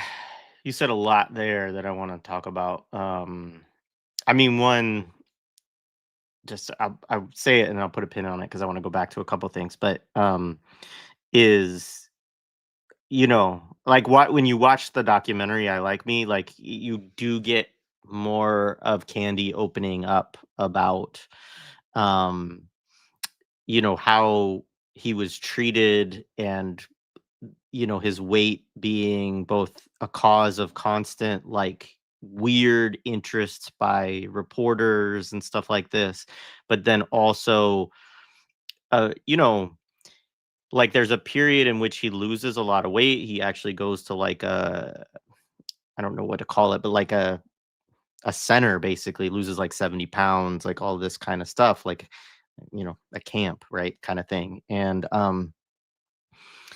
but it actually, they do talk about in the film that the the directors did not want him to lose weight. And I don't know where Hughes fits in that because he does 9 movies with Hughes, right? But and they were really close. And by the end, he had doctors and stuff like that telling him like you gotta lose weight, and he would basically what they say in the movies is he would actually just fire them as soon, or just leave them as soon as they would say that to him, you know. But like, so there's a lot to unpack about all of that. And but I do think he got cast by people who wanted him to be this like slovenly, you know, they wanted to portray. And you know, perhaps one of the scenes that they didn't talk about this scene in the documentary, but I can't help but think about it, is The Great Outdoors, where he has to eat the like steak that's like 72 ounces or whatever it is, or something like that, right? um so yeah, I mean, I think that's a really, you know, we want to talk about fucked up shit within capitalism and Hollywood. Like, I think that there's a lot there to all of that. And, you know, I don't, Really quick yeah. anecdotal. Like, I had a friend, actor. He lost weight because he had a health concern within his 20s. And when we went back to his agent says, "Why did you do this?" He said, I was trying to push you as like a John Candy type. And I think Candy was dead by this point. And I remember he was really devastated by it. And he ended up not staying in acting very long. But I remember he was told by his agent, like, what the hell? Like, why are you doing this? Why are you changing your bankableness? Which essentially was not like his acting ability, but the fact that, you know, she saw some kind of marketable thing in him being in him being large, right? And that they can use. It was really fucked up. Yeah. Yeah. And I mean, I mean, there's like, you know, Melissa McCarthy obviously plays an identity thief, and she's like kind of the John Candy, you know. So it's like there are these people, right, who kind of like, what was the guy, Kevin Smith, like the Paul Blart Mall Cop kind of thing. Like, so there are these, it is a thing, right, of Hollywood to like get this person and to kind of like make a vehicle around. And then it's not obviously just that they're large, right? But it's that they're casting specific roles, and that, you know, kind of part of the joke is on them and on their bodies, right? And um I so what the reason I brought that up actually is I actually think that, I mean, I can't jump into his mind, of course, but like, I think John Candy played that scene so well because I think he was hurt by that type of stuff. And Martin even said, in talking about that specific scene, he was like, he's like, I told him afterwards, like, I'm just acting, you know, like, you know, and so you know, I don't know, but like that, he, like you said, it's brilliant acting, you know, by Candy in that scene. And like, you really can't help but just like, you know, when he does that, I like me, my wife likes me, my customers like me, you know, kind of thing. um it's it's a powerful, and you lean into it too, because you can't help but be pissed off at Steve Martin in that scene too, because even though, yeah, like, okay, he's sleeping on beer that we don't see how it spills, but that's another cutout scene.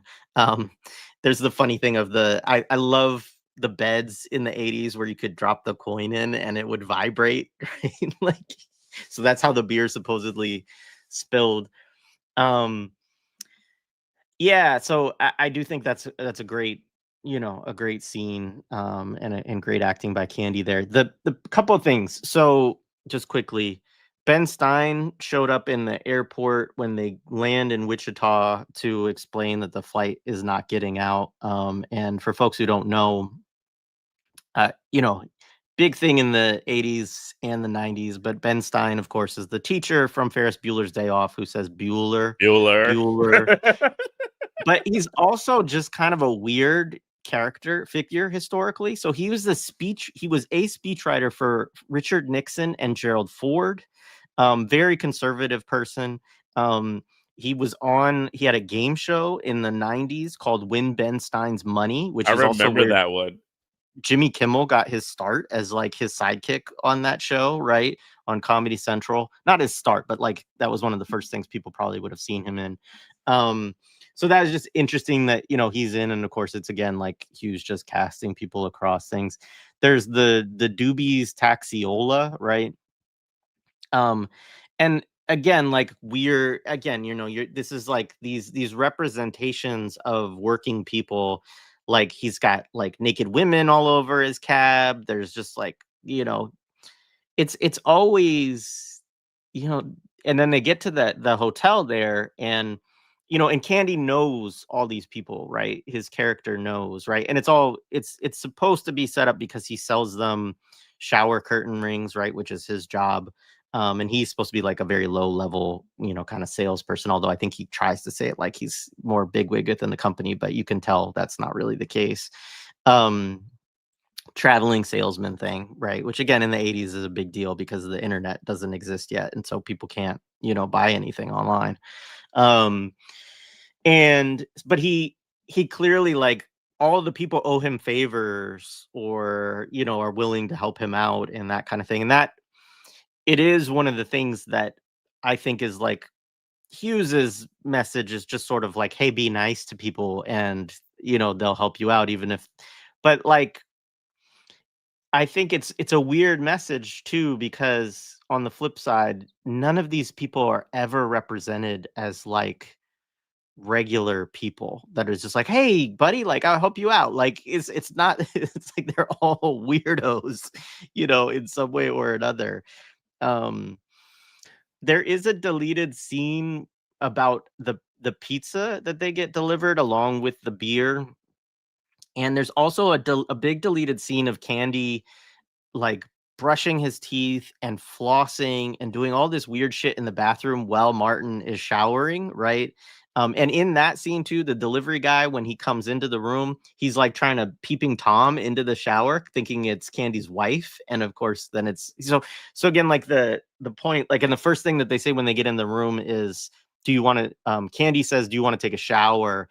And Martin's like, "No," because the insinuation, like you said, is like that Candy is luring Steve Martin's character into like a homosexual, tryst or whatever it is, right? And so yeah, I mean, all of that stuff is weird, and even though some of it is cut out of the film, which is funny because the guy who steals their money is the delivery guy, and he steals it because they fucking shorted him on the tip, right? So it's like it's actually a worker, like, getting back for John Candy giving him a $1 tip. Now maybe they cut it out because that scene is a little bit weird. It's the one scene where Candy is really a dick to like a working person and doesn't give him a good tip and all of this.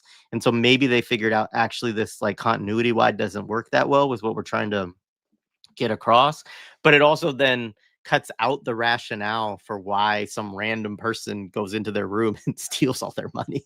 So anyway, Wow. Well, yeah, then it basically kind of serves Hughes's larger purpose of just saying, you're in the jungle of Wichita, like, this is what the jungle of Wichita gets you. Someone who just comes into your room at night for no reason at all and steals all of your money, right? But that's wild that's deleted, because it also wouldn't be consistent to the Candy's character having all these like friends. And I think that's an interesting thing, because the thing with the Dell character played by Candy, it's like, because he is a business owner, right, or a business person, right? But the fact that he has to like dwell amongst these like scourges of the earth, like they're almost like imprinted on him. And that's kind of like the suggestion that I get, like, because like Neil is like, he's in the upper kind of echelon of like business. What kind of gets imprinted on him is kind of like capitalist, assholeness, right? Maybe that's like the one thing he gets. But because they're both in business, which I think is like a really important thing. But because Dell's character is all about being with the scourges of the earth, he's gonna have a bit of that scourge in him. Because one of the plots that kind of happens is when Martin discovers that the money's gone, right? His first thought is that Candy stole it, right? His immediate first thought. And they go through this thing where they discover that Candy's money's gone too, right? And it kind of like hangs for a while till later in the movie when you discover that there's a thing that gets set up in the transaction of the hotel room where their cards get switched. And then Candy knows the cards are switched and he uses it to rent a car eventually. And it's this thing where you get kind of like the first real duplicitous action that can't really be reasoned with by Candy's character towards Martin. But it, like, to me, just suggests, because he dwells with these, like, you know, these scourges and these like weird people of the periphery, that it rubs off on him. Or it's either it rubs off on him, or because the reason why he is comfortable is because he kind of has that as well. Because one of the other things you see is there's this sequence where basically they don't have any money. So basically, he has to sell all these women, because he's a shower curtain rings salesman. Not even the curtains. He sells the shower curtain rings, which is kind of funny, right? It's like a comedic trope, right? But he basically tries to sell them as earrings to all of these women, right? And he comes up with these Yeah. lies, and he's able. I mean, he's like he's like one of my uncles back in the day who used to sell shit on the street, right? He basically could, like, he has the ability to, like, basically trick anyone, right, into sales. And it's funny, Martin's character basically says good shit. Like, he gives him credit for that. Like, yo, man, you're a good salesman. He gives him like some props that he's actually a good salesman. But it also, to me, shows that, like, he has like the duplicity of a salesman, but because he's able to kind of manipulate people into buying something that they don't need, actually isn't the thing that it is, right? So he's able to kind of switcheroo. So it gives this element that, because he kind of dwells in this like lower part of the world, that he has some of that in him. Yeah. I agree. I mean, that's the other part of this film that I was thinking about a lot was the salesman piece, right? Because also, like, I mean, again, they sort of suggest that, yeah, he's high in the company or he owns it or whatever. I don't know that I buy that. Like, I think that there are certain things, like, where, because we know that he's not entirely honest all the time as a character, that, like, he's exaggerating, his own importance within this thing. Um and also, like, as a lot of times within these companies, you know, you're called like the vice president of sales or whatever, and it literally means you're like the lowest, like, you sell phones at Verizon or something like It could that, also like, be an Avon thing, right? Like, where right, that's what they encourage you to do, right, right? Or was it Mary Kay, right? yeah, Those are the ones that still exist, but like they actually encourage you to take these titles and make them up. I am the head of the division of sales, when really you're just doing that right, kind of pyramid scheme, which is what yeah, I it's like think of that as. yeah, absolutely. And so, I mean, I think that one thing too, again, to think about this film within capitalism, right, and the types of people that we are shown, and all of this, like, and salespeople, like customer service people, right, are folks that most of us don't really like when we have to interact with, right? Because it's like they're always kind of trying, like, you got to get the true coat on your car, and this is like, man, I just want the fucking car and to get out of here. Like, will you stop trying to, like, upsell me and give me, like, make this more expensive a transaction? Oh, I need to go back and talk to my boss. Like, there's all this stuff, and again, like, it is not the fault of salespeople, right? That they are put in this position within capitalism, that this is what they have to do for a living, right? And that those models are like, that's what they're taught. It's how they have to, it's like, it's what their expectation is about how they do their job. And a lot of them work crazy hours. It's like often jobs where there's not, like, even a traditional, like, it has to be 40 hours a week, or like certain workplace protections and stuff like that. Again, also because of that entrepreneurial bullshit, and, like, you're a business owner, and, all these kind of schemes that they do to folks that work in sales.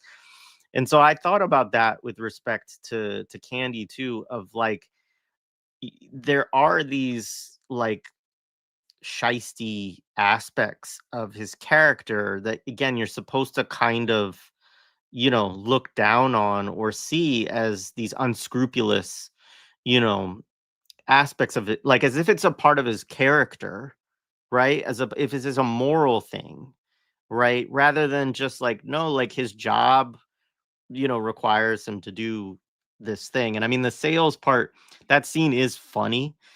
He had the scene in which they've run out of money, right? And so they're in St. Louis. This is a little bit later on. We can skip over it when we get to it. But, he has to sell a bunch of shower curtain rings under false pretenses because he knows that he needs to make money quick. And who's going to want to buy shower curtain rings in the middle of, I think they're trying to get, is it a bus? No, I don't remember. They're just trying to get up some money to rent a car. That's what it is. I think is it the train or is it the car by that point? I can't remember. It's at the car because they've been the train is before this. Yeah, but anyways, he says, and I'm sure this was all like a long improv, session from Candy's. Like they're Diane Sawyer's autographed earrings, they're Czechoslovakian ivory, Walter Daryl Cronkite. Strawberries. Yes, yeah, autographed Daryl Strawberry earring, Daryl Cronkite's moon ring.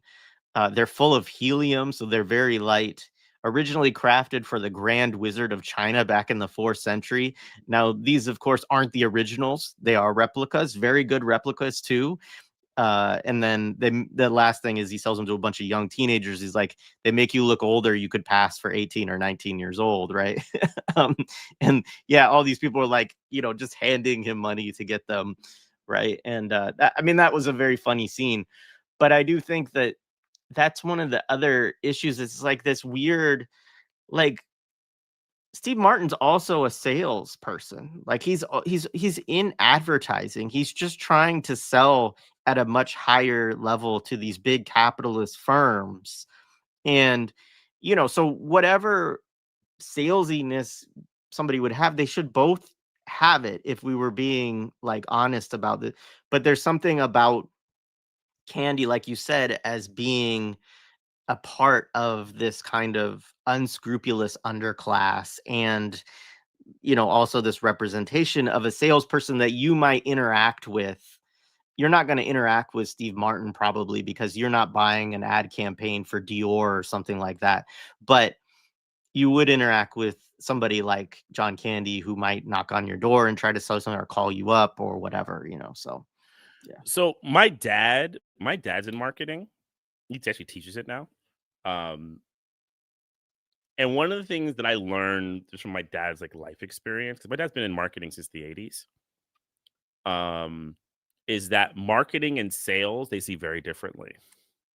And marketing is seen, and remember, he said, I'm in marketing. He says that very specifically. Marketing is seen as like a higher position. And sales, as I remember my dad at one point, when like one of the big economic turns in like the aughts, he had to kind of get like a more of a sales job.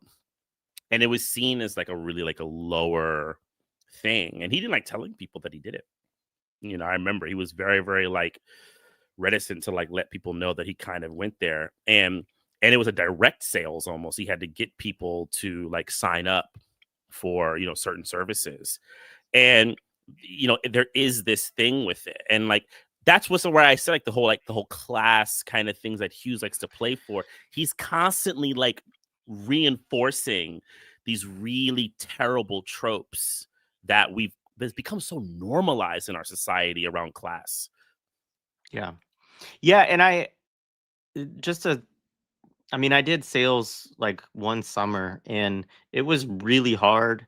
And it also, it does. It puts you in a position like I had to go door to door. Right. And like, I have a totally different feeling when I see those folks now. Like if somebody comes along and they're doing a campaign or whatever, and they're knocking on doors and stuff like that, it's like, I still won't give them any money, but like I will tell them like, look, like I'm not going to do it. I try to stop them early on in their spiel, but like I wish you luck. Like I hope you make your quote. Like I know, like, and that sounds even shitty to say, but like honestly, it is. It's a shitty position to be in, to have to try to negotiate with people directly out of their money in a face-to-face environment, right? And like when you are there, you have a different understanding of like even like the anxiety and the stress, because a lot of those jobs are quota based, right? If you can't do it, you are losing your job like that week, right? And so they also put people in these positions where it's just very high stakes every day. Like, am I going to get paid this week? Am I going to get, and so, yeah. And I think that direct transaction thing too between like the customer is part of where this societal view around salespeople comes in, right? Because it's like not that far removed, right, from being what you were talking about, like the person on the street, right, who's trying to sell you, you know, bootleg CDs, or is trying to like create like, hey, I got to get somewhere, like, can you help me with $5, like whatever it is, like. And so there's this, again, like, I'm not meaning to actually demean any of those people for what they're doing. They're all doing what they need to do, but like our society does say there's something lower, there's something lesser about the individuals who have to work in a way where they're convincing you directly to give your money to them, right? And there is something about it that is akin, I think, in how our society looks to these people as beggars, and they look at that again as a moral failing, right? And so that dichotomy, actually, like you said, between like the advertiser who is working with these big capitalist firms who have lots of money and they're not interacting with anybody individually, between that and like the salesman who has to try to sell directly to the customer. Yeah, and it should be noted that the salesman also in dramatic the stuff in the US is very big. I mean, Death of a Salesman, Willie Loman. I mean, Willie Loman is one of the like mainstay archetypes in American kind of conceptualization. That's honestly one of the few that like has purchase among left, center, and right. And they all kind of take it like, in their own ways. Another 90s film, though I think it's an 80s play, is Glengarry Glen Ross, and the idea of like the pressures of sales. David Mamet, who is a big conservative, right? He kind of, uses a certain kind of like perception of that. And it doesn't surprise me that Hughes would take what you're talking about here, Jay, like this kind of use of the salesperson in their existence to kind of drive home really what is like a very moralistic point, really, in these films, like, a very moralistic point that we all must kind of adhere to and understand, So if we keep going, so we're, at least for me, and let me know if you want to like go back at all, I Jay. just Go want to ahead. say one quick one Do it. is just that after that night scene, there's a weird scene where they just show a bunch of hogs rooting in shit. And I think that this is like, it's like Yeah. it has no place in the film other than to help you understand where you are, right? And that you are amongst the hogs of this society who root in their own shit. Like that is, I do feel like that is the message that, that Hughes quite heavy-handedly wants you to understand, is that, Yeah. there is something very lesser about the people in this part of the country for some Or reason their for him. driver who has to take them to like their next destination. Like there's Yeah. this, his wife, and there's this. I forget what the comment was about her. It was so nasty. He said her first child came out sideways and Right. she pushed it out no problem, like, so it's like she's so tough because they're gonna Oh carry this yeah. huge trunk that they have that requires two of them to carry and put it in the back, and he's like, no, my wife will do that, right? Like, so it's just like, again, like just you could just, it's a clear hatred that Hughes Right. has of these Right. people. He just hate. I mean, it's so hateful the way they're framed. Like the guy comes in the shot and he's doing the yokel like chew, right? And look, as like a black person in 1987 who's 7, I'm like, look, these white people look scary. You know what I'm saying? Like white folks in Wichita are scary. right? And like that's kind of what begins to get imprinted upon your brain. Like this is like these are places that I don't want to go, right? And it's just a wild thing to think about how these solidify our perceptions, these movies, right? You know, because some people would he called his wife lazy. Right? It's just wild as fuck. You're like, what the hell is this? Right? And you see all these people, and like you said, the pig and shit shot. I was like, what the hell is this? Right? So, like, we're moving forward, because the film is weird. Like, it's like built like a lot of comedies on setting them in a place and then having a bunch of like screw ups within it, and then they have an encounter with someone from the place or who's a representative or who works in the place, and they basically fuck up everything. Because the other big thing is Martin is constantly trying to get away from Candy, right? So he has like multiple times where he's like, we should split up, right? Candy makes this statement a couple of times that we make a good team, which is like this thing I think of like where Candy's kind of suggesting to him, like, hey, you know, we're still a part of the same milieu, right? We're part of the same kind of, but I'm a little different. But like, if we come together, we can make it happen, which happens at the end of the movie. And this is where I would love for people, even though I think, as I said, it's a fascinating failure. Joe is about that, is about these two walks of life finding a unity, right? Which is something very interesting that we can think about now in our current, you know. Joe is also a canon film too, right? Yep. Yeah, it's a canon film. Yeah. It was one of the first films that they produced, right? And a little side weird note, it's the reason why Peter Boyle didn't do The French Connection, because right wingers loved it, and Peter Boyle was super fucked up with it, so he didn't want to play a racist character, which he read, which it is true that the French Connection character played by Hackman, which really makes his career, is too racist. But that's a side note. But it's that kind of same legacy of this like class collaboration. It's invoked, but Martin always tries to get away, right? So like, there's like the scene where he basically he decides he's gonna rent a car. Right, you kind of find out a little bit later, and he gets like one of these buses, and like, yeah, man, there are certain things about old school modernity that are just crazy. You're like, so you got and I remember this, a bus will take you out to the middle of a parking lot where you're gonna have to go find your car that you have pre-planned with a number, right? And I remember shit like this. I do remember shit like this.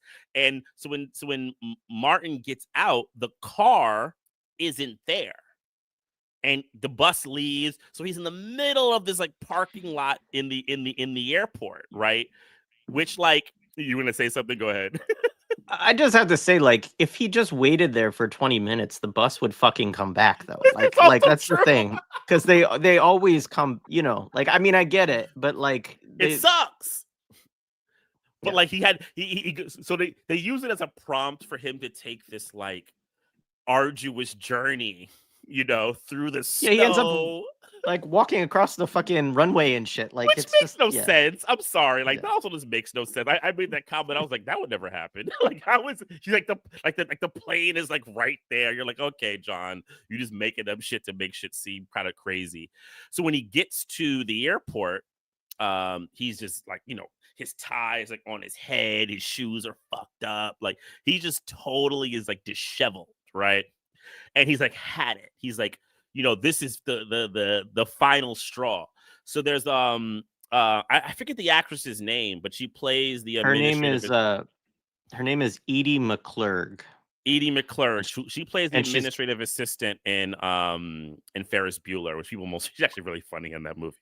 yeah, You she's good know. in this too. Yeah. She's actually been in a lot of stuff. Yeah.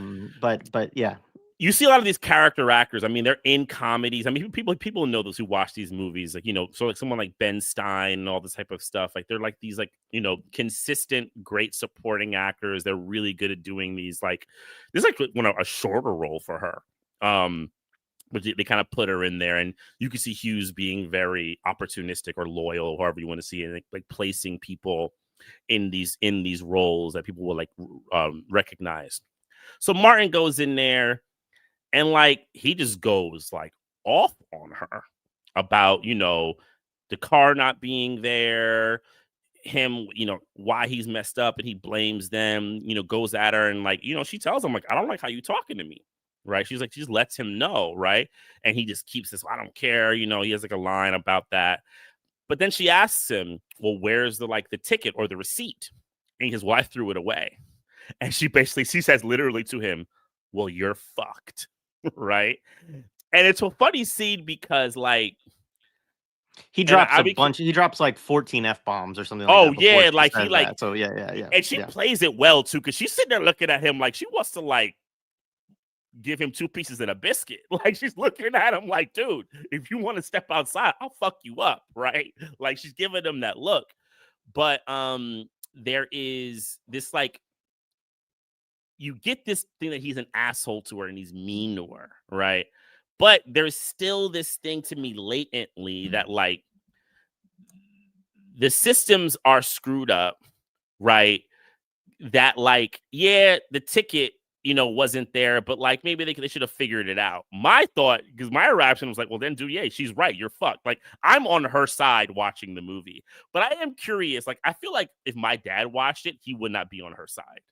You know what I'm saying? Like my dad is one of those people who very much has the kind of Martin kind of attitude towards these things, and he would see it as her fault for not like letting him like blow off some steam, take some like high level disrespect, and like going the extra mile to kind of help him out a little bit. Yeah, I mean, I think the thing is that most of us are more often in Steve Martin's position in these scenes than we are going to be in hers, right? Like, unless you have that specific job or one that's a lot like it, um, you are more likely to have a frustrating encounter with a rental car, company, right? And again, like this is the problem, is it's like it's the companies, that cause these issues, and then you're stuck dealing with customer service people who have a limited range of like options and time and all this kind of stuff. Like they're just trying to get through their day too. But yeah, I mean, they also show her, like they set her up, even though I am with you, because every time that Martin goes on one of these tirades, like it's the same thing that he does to John Candy in that scene in the, in the motel room. He does it to her, right? I think there's a couple, like maybe there's one more. Like there's like 3 or 4 scenes where Martin just clearly goes over the top, where you're like, I'm with you. The thing you're dealing with is annoying, but you're being a fucking asshole, man. Like, and it's just, yeah, I mean, he's just like, my fucking this, in fact, like he just keeps going and going and going. And so, yeah, I mean, I do think that a lot of people are with her for the punchline of, well, then you're fucked. Like, because he doesn't have his contract, his rental agreement. But there is like this, because she's when he comes up, she's on the phone and she's talking to her sister about Thanksgiving and like what they're going to bring, and they're joking, and there's like a line of people that are waiting. And so you're also again supposed to like look down, like, hey, you have a job to do, lady. Like rather than saying like, hey, like she's a working person, like they're planning Thanksgiving, she's probably going to get a couple hours off from her job, if that, to be able to have Thanksgiving. Like let her have a moment, right? The film doesn't frame it that way. It's like there's something annoying about this person being on the phone at work, right? And that kind of thing, so yeah, I mean, I agree with you. There's a couple of things we could go back to just quickly. I mean, so the scene, they they're at the motel. From there, they get a ride to Stubbsville, which is not a real town, because in some reason in the film, Wichita doesn't have a train station. I don't know if that's real or not, but it seems much more likely that it would than whatever Stubbsville is. But so they get the pickup ride from the hick with his hick wife, right? And I say hick, I don't actually, but that's how they're presented, right? And then there's the moment where they get on the train there, and the train would be a straight shot, and there's like happy music, like we're going home, and the train breaks down. So then they have to walk a mile. And in that moment, which is like the first time that he's kind of left Dell, um, he ends up going back and helping him with his trunk, which I also felt like this weird. There's kind of this weird thing around it of like you can't kind of get around the sort of paternalism or the that when Martin is helping out Dell in these various situations, he always has more money, he has credit card, he pays for basically everything, right? He helps him carry this big ass trunk that you're like, why are you traveling with this huge trunk? Which actually makes sense when you get to the end. But um so you're in all of these situations where you kind of are supposed to feel like, oh well, Martin's, at least Martin's an asshole, but hey, he cares at the end of the day, and he's helping out this one lower class kind of person than him. um they go to Kansas City, Missouri, right? Because they take a bus from where the train is to Kansas City, Missouri. This is then, how do The they get from here? Oh, go ahead.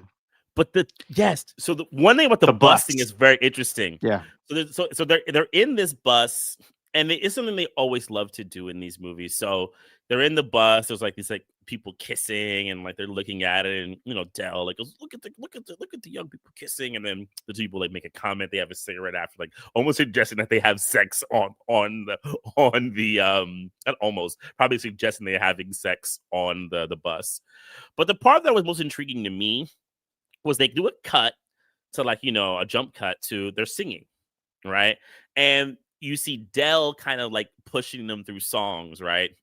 And right, so he's like, so that Martin is like, you know what, I'm gonna like, get with the lumpen and like, offer a song. So he offers this song that no one knows, right? And then there's like this shot where they all look back at him like, what the fuck you singing, right? And then what does Dell bring in? He brings in the Flintstone song.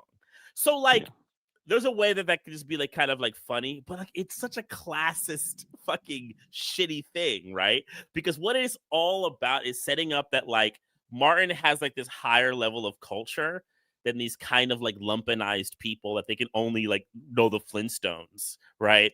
That they wouldn't know this song, right? And like there's a way that like the joke will like in the movie kind of be framed that it's on Neil, on Martin's character, but really there's a other side to the joke that it's on these like people who were like ride the bus, that they wouldn't know any better higher level culture shit. And it's something you see in movies all the fucking time, where you get these like statements of class, right? These like these people are just kind of slovenly, they don't know shit, they have sex on buses, and all they can do is sing Flintstone songs, but they don't know the whatever that fucking song he was singing. I don't know what the fuck the song I was. did I didn't know it either, but I looked it up. So yeah, there's a couple of things you made me think of in it. One is when they get to the point of having to take the bus, right? So they get to Jefferson City, Missouri, and they have to take a bus to get to St. Louis.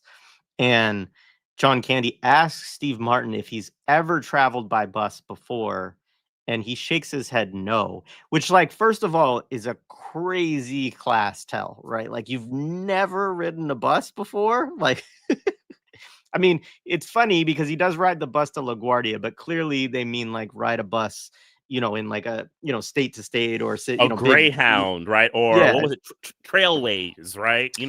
man, I've ridden so many buses, but yes, I mean, most people, like, especially if you're a college student or whatever, like, like, I don't know, how do you get around if anyway. So, Candy tells him your mood's probably not going to improve much when he says that he hasn't taken the bus. And then yeah, it gets into the stuff you're talking about. But I agreed. So the song is from it's Three Coins in the Fountain. So it's a Frank Sinatra film song, and it's from some, like, the song I think won an Oscar in like the 1950s, right? So it's a very like show tuney, like kind of barbershop quartet style, like sort of song. And yeah, I mean, it's like, why would anybody know that? Which, I mean, I guess on some level, like you said, there is the two sides of like, yeah, Martin's out of touch and he has no idea what would resonate with regular people. But then the flip side, like you said, of like the only like the Flintstones, like as soon as he says like meet the Flintstones, and like immediately the whole bus is singing along, just like really into it, and it is. I mean, look, right again, a lot of this stuff like riding the bus is not fun. Like I don't like traveling that way. I don't like traveling by plane either. But it's just like, they make it seem again like again everybody's dirty, everybody like it's just so heavy-handed that everybody's poor, and like again these moral things, right? Like why is this young couple having sex next to them basically on the bus, and then smoking on the bus, and yeah. So anyway, they go to So from there they the go to St. St. Louis. Louis, right, That's the shower curtain sales funny one, which we talked about, the Walter right, Cronkite and Daryl Strawberry and all that. right. Um, and then you get this scene in the diner. I don't know if you have notes on that. I have some. Yeah, go ahead. I mean, yeah, so it's the scene in the diner where they're kind of, talking about. This is the moment where Martin talks about like he's away from his family too much. I think they discussed that he missed his daughter's pageant the night before, right? I'm not really clear. There's actually a cutaway to that sequence where you see Yeah. it. He basically calls, right, and they ask like where were they home, and he says no one's home. I think they're at my daughter's pageant.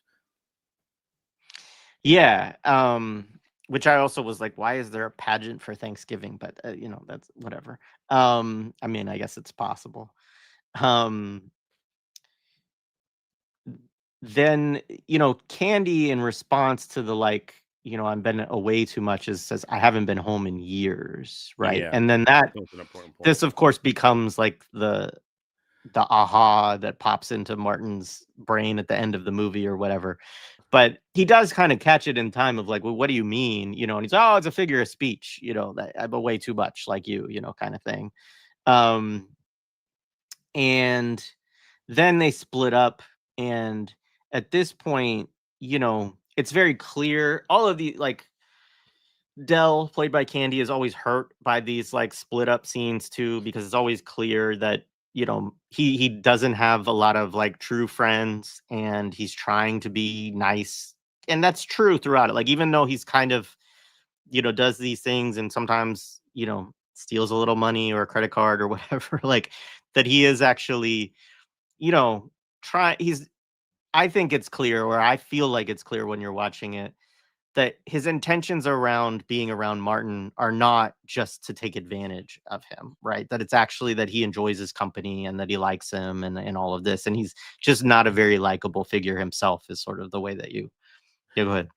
But this is where like the nasty thing is, because if there's something unscrupulous about him, it's like kind of in his biology, Hmm. and that's where like the weird like classic liberalism. I mean, this things you see in like Shakespeare. If you read like Shakespeare, if you ever look at like the characters like the grave diggers or people, the various like lower class characters. I mean, even the fact that in Shakespeare plays, often royalty would only speak in soliloquies, and people who are not royalty can only speak in prose, is a kind of indicator. It's not always that I know Shakespeare scholars. I know Shakespeare very well. I know it also to do with like lyricism at times, and when someone is speaking from certain types of perspective, I know that. But there's also a class invocation often in that, and it's so funny because that's what happens. Yeah, 100%, right? It's totally a eugenics thought. It's part of his like biology, right? And he can't shake it, which I think at the end of the film, even though I don't think there's a line where Martin's character would say it, but that's kind of to me what's implicit, that like, yes, Dell has these things about him that are just off and tough to deal with. That's just part of who he is, and it doesn't overtake the fact that he's a lonely guy because of his situation with his wife. And, he's also helped me get this far, right? Even though all these things happen, it just kind of really gets into that paternalism that you talk about, right? Where it's like, hey, yeah, I know these people are weird, but that's just kind of how they are naturally. We, as people who are more of good stock, like someone just pointed out there in the chat, we have to be more charitable. And that's just an imperial ass attitude. If you that is like the root attitude of imperialism. I mean, that's why people went into areas and tried to civilize people, right? Yeah. That is the doctrine, right? Let's go into these arts and see if we can raise their stock up a little bit. They'll never be quite us, but they can, be part of our project in some kind of measured or measured way. It's a good way, a good word. Yeah, I mean, in certain ways, this fits perfectly, right? Because it's a Thanksgiving movie that says nothing about settler colonialism, but is quite colonial in nature in terms of its attitudes. This is the most Thanksgiving movie there is. Exactly 100%. That's so fucking true. Yeah, like it's, because I like the next kind of thing, and if there's anything else you want to get back to, let me know. But like, because then they have to get back to the car. And this is another part that's really funky ass to me. Is so when Martin is like kicked out, he basically can't get the rental dealt with. He tries to get a cab all the way to Chicago when he meets this guy at the cab stand. And he's like, can I get a card? He's like, yeah, he's like, where? To Chicago. He's like, you at an airport, bro. Like, what's going on? And he's like, yeah, Yeah, no, he's no he's like, flight. yeah, you're in St. Louis too. You're pretty fucking far from You're pretty Chicago, fucking right? Yeah. far. And then Martin, he goes off on him too, right? I forgot what he says exactly to him, but he goes off on the guy to the point where the guy, like, gives him 2 pieces and a biscuit and just knocks his ass. There's another sub theme where Martin almost gets hit by a car, like 4 or 5 times in the movie. Like he's this close to losing his life to a moving vehicle, at least 3, maybe more, Yeah, right? Martin says to him, he said, because he says something about like, you're at an airport, bud, like you could go get a plane, is like what he says to get to Chicago. And he says, Martin says, if I wanted a joke, I'd follow you into the John to watch you take a leak. That's what he says to the guy.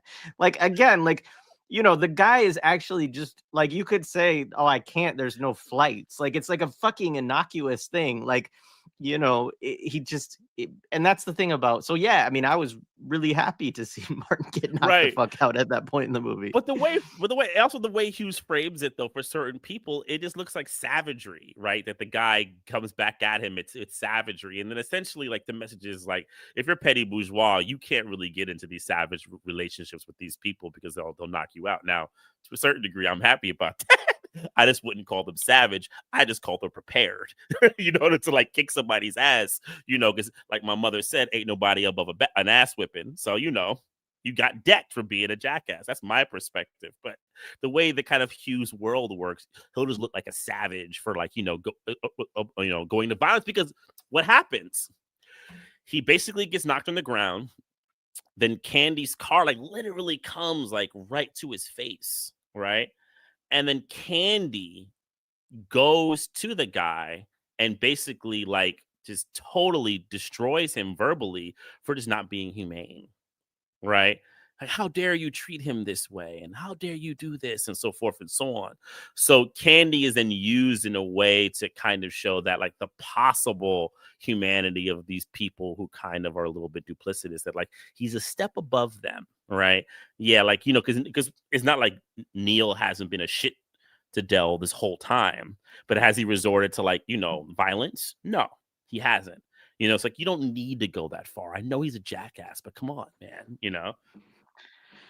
So there's a funny there is a funny part of this, because one of the things I noticed at the end is that in the last couple of scenes, John Candy has a black eye.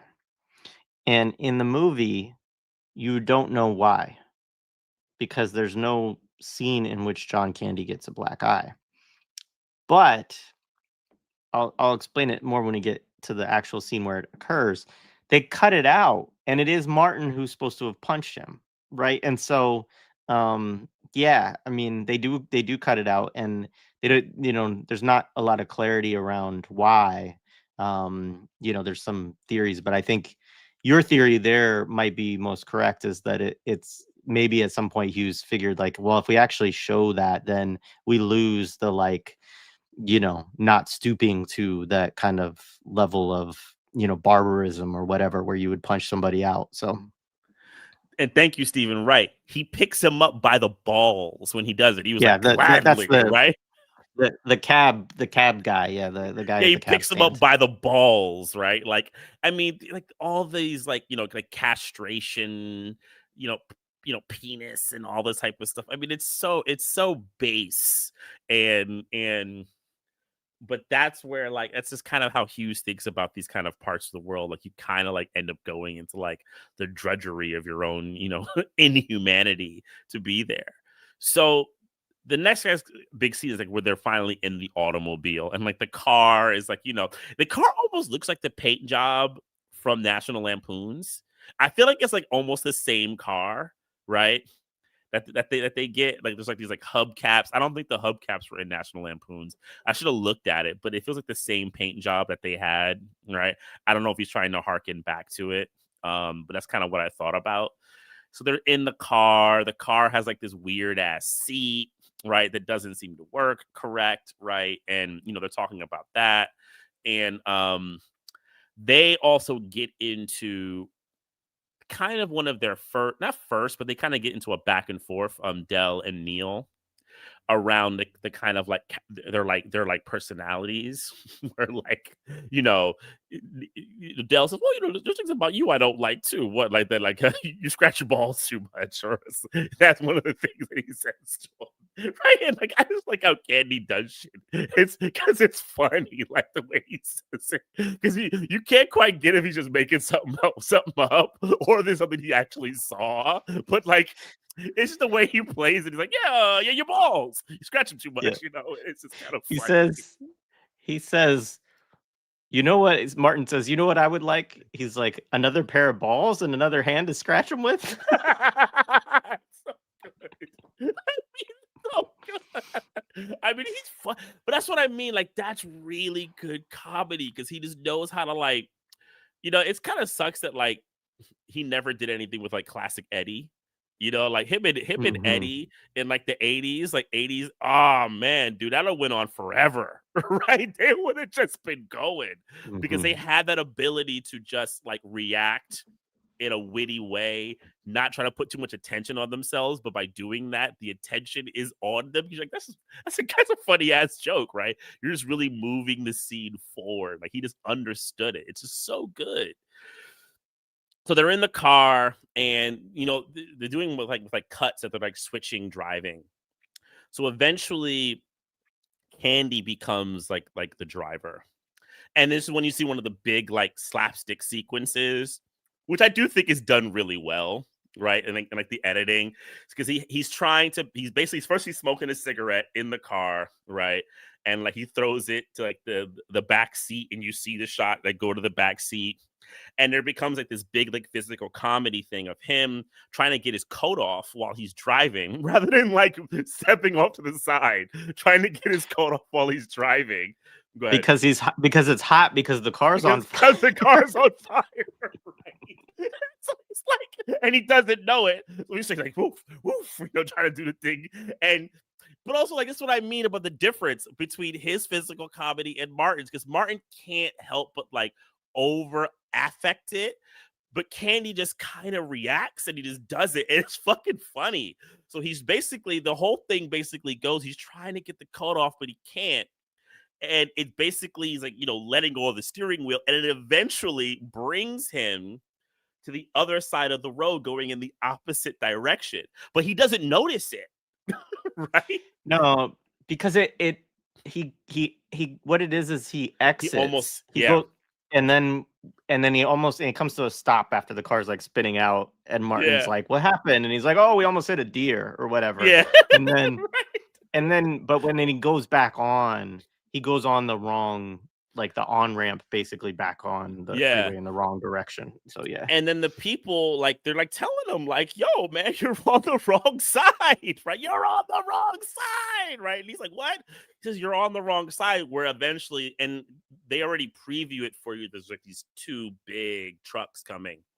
And there's like the really, which I think is a famous sequence now of them like going basically between the two trucks. And they both have like the flashes of their life. One of the things that I find most interesting is during it, he looks at Dell, and what does he see? The devil. Like, Dell is literally dressed up like the devil in it. Looking at him, he's like, and that to me is like my most lasting memory of the movie. I've always had that shot in my head where they're like their life is flashing before their eyes, and what does Steve Martin see when he looks at Dell? Not like a person who might be dying with him, but the devil taking him to hell, like and it's like, oh man, dude, like, bro, it's fucked up. It is, and it's like this. The whole scene is great. I mean, it is one of the better, better parts of the movie, and just well executed. And you're watching it, Yeah. and yeah, even when you know what's gonna happen because you've seen it a million times, like it's still a good scene. The funny, just a passing thing, but I do think also because you referenced the devil, and I don't think I'm going too far here. I mean, there is a kind of like Dante's Inferno, like sort of quality to this film, right? Or the Odyssey as well, right? Like these very Mm-hmm. classic depictions of like going through hell with That's a good point. somebody, right? And I think but it's just that hell is fucking middle America in the John Hughes world, like. Yeah, exactly, right. It's like it's modernity in middle America. Like, this is like the hellscape, right? But it's like that. It's so funny because, and I've said this a few times. It's like, well, if I truly felt that about modern society, my thought would be, well, then let's change society, right? But he's such a reactionary, right? It becomes a natural kind of thing. We can't get past this. Why? Because these people are biologically fucked, right? They're biologically nasty, right? And these areas are impenetrable to progress. Like, you can't Yeah. actually make them go further. You can make, even if you gave them more technology, they still will be fucked up, which is what happens. Yeah, they have an Yeah. airport, but they're still terrible, and they can't even make their trains run okay, right? Like, they fucking suck, right? And it's such a reactionary thought. But look, man, I hear, when I have that vantage point every now and then of being around people from the cities who got a little bit of money or have a little bit, or think that they're of a higher class, in their brain, who quote these types of shit, like this kind of like essentialist attitude. It exists out there amongst, some of the most regular ass people that you would think, right? Oh, I ain't going over there. Why? Dumb people. You Yeah. know. But also, I mean, like, it's movies like this that also create those kind of Yep. perceptions, which is also a part of why. I mean, what's fucked up about all of this too is then it drives a lot of people that are in those places to reactionary politics, right? Because they're like, hey, if this is what the fucking Hollywood elites think of us, then fuck you. Like, I'll go listen Right. to, Tucker or whatever, even though Tucker's a fucking, Vanderbilt or whatever, or Swanson Air, right? Like, Right. like, but this kind of, and I mean, that's one of the things I think that's frustrating about the film too. It's not that these people are backwards because they've been, inculcated with a bunch of reactionary ideology or anything Mm-hmm. like that, right? It's just that, like you said, it's like it's like a race commentary, even though and race, it's like somebody said, it's like a eugenics kind of, Yeah. discussion. There's this idea of like lower stock, and there was, like, going back again to, English society, which a lot of this stuff does come out of. It is somebody mentioned that Hughes was very waspy, and like that makes Mm-hmm. sense with this, the white Anglo-Saxon Protestant kind of ideology that this idea that classes are actually races, essentially, Yeah. right? That like, and by that, what they mean is that there are these levels of stock and of intelligence and of like innate capability, right? And so the the upper classes reproduce themselves and their children become wealthy too, because they're from a better like stock of civilization and humanity than these Mm-hmm. lower rungs, right? Yeah. And it has evolved into other stuff, but it used to be very much like a biologically essentialist, discourse. So Yeah. yeah. So yeah, so there, the car eventually, it basically gets like burned up. And there's like this sequence where this is the sequence also where you find out that Dell used knowingly Neil's card to rent the car, which is like, and he said I was gonna pay you back and all that, but it confirms like Neil's suspicion that Dell could do something like high level duplicitous. And there's like a way that like I think within the framing of the movie, like they kind of soften it a little bit, but it does still give an indicator that like not that he can't be trusted, but that he has latent parts of him that will do these things that are like a bit unscrupulous, right? And that like it's that thing that exists, like yeah, that person is pretty cool, but don't bring them to the house like too long. You know what I'm saying? Like, on Thanksgiving you can bring them over, but there's only so much shit that we can do with a person like that, you know. And there's that kind of thing, like suggested, right? And the film then goes into this part where I think is really interesting. And it to me it solves another issue when it comes to Dell and like why I think what Hughes wants to do with Dell. So they go to the hotel, the next hotel or motel, right? And basically they go through this kind of negotiation where that there is one room left, and it has two beds if I'm correctly, right? But like Neil has had it up to him. So basically he's like, your ass is gonna sleep in the car that has no hood, no doors, nothing. It's burnt. Your ass gonna be out in the cold, right? And Neil goes and takes the room, and you get Candy having these kind of like reflective moments. And he basically goes through this kind of like process where he talks to himself, and also he talks to his wife. He talks to his wife, who we will later realize is passed on, right? Yeah, I've screwed up again. He invokes that like he's a difficult person to deal with, almost invoking that like his wife has said this about him. And he suggests that he really likes being around him. He really likes Neil, and basically saying like, why can't I stop like screwing up? And I think this is where Hughes tries to show essentially why Dell is fundamentally different than the rest of the unscrupulous people, because he has like the ability to kind of like self-analysis, right? And it's a really tired melodramatic trope, because in like classic melodrama, the reason why it's so conservative and constricting, and it doesn't promote any kind of radical politics, is because the reflective moment will always be that you are the problem and you need to make a corrective, right? That's classic melodrama. If you look at all the 30s and 40s and 50s movies, and this is why when you get into radical kind of films, or radical films, also radical theater and plays and radical drama that would look at the system, something like Brecht, they would reject this kind of melodramatic form because they would say fundamentally this promotes a kind of like individualistic, idealistic way of looking at society, that I'm the one who has to change, society can't change, and it shouldn't change also, right? And Hughes kind of like lives in this, but he also uses it to show that Dell is essentially above these people, because the yokel who takes them wherever, the yokel who steals the money, they don't have this possibility. And then I made me think like, well, why does Dell have this possibility? Because he is somewhat close to Neil because they're both in business, is the only thing that I can kind of surmise, right?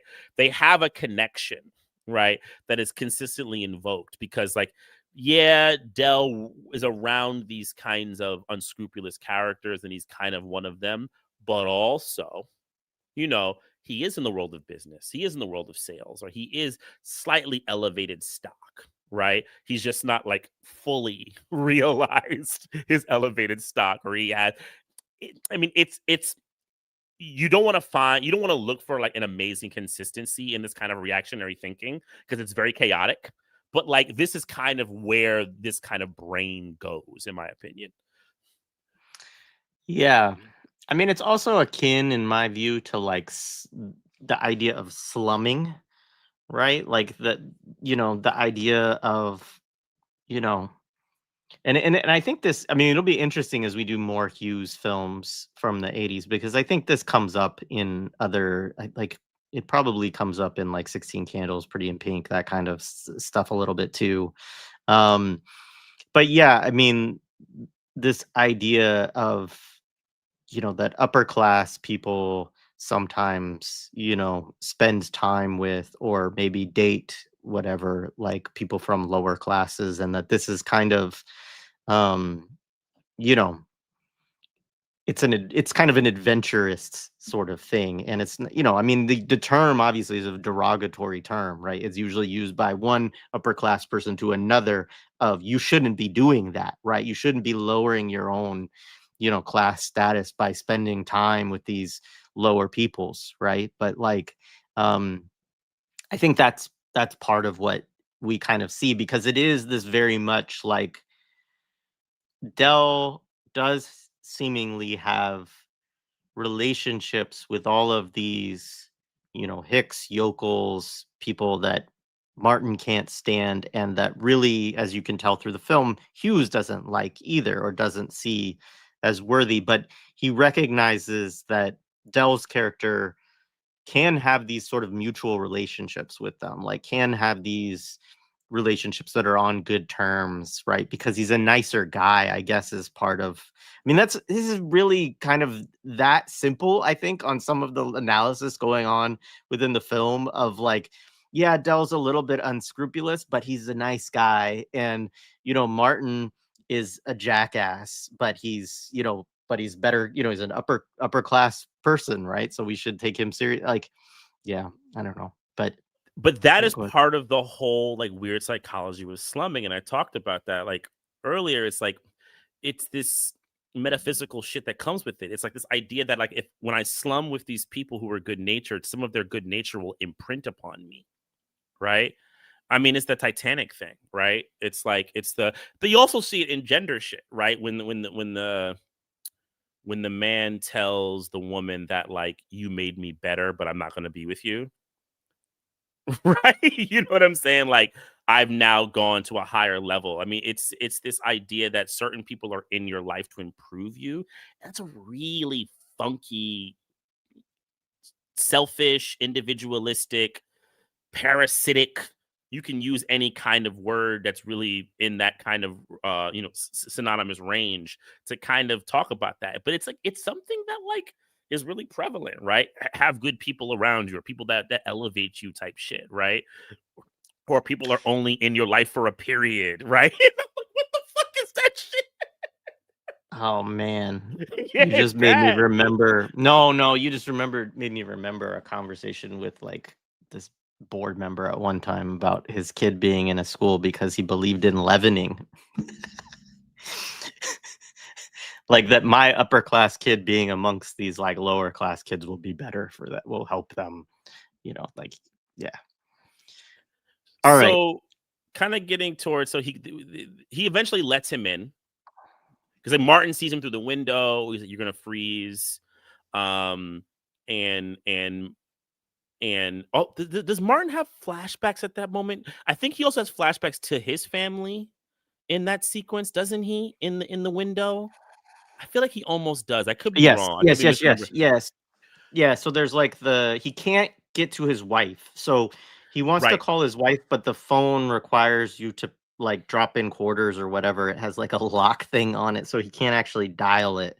right. So he's like flashing to her, and you get a scene where it shows her back at the home like alone, and they can't connect, right? Like, which honestly, I mean, this was a real thing in this era for cell Oh phones of yeah, like I remember that. sometimes you just go days and you can't reach your parent or your yeah, it's weird.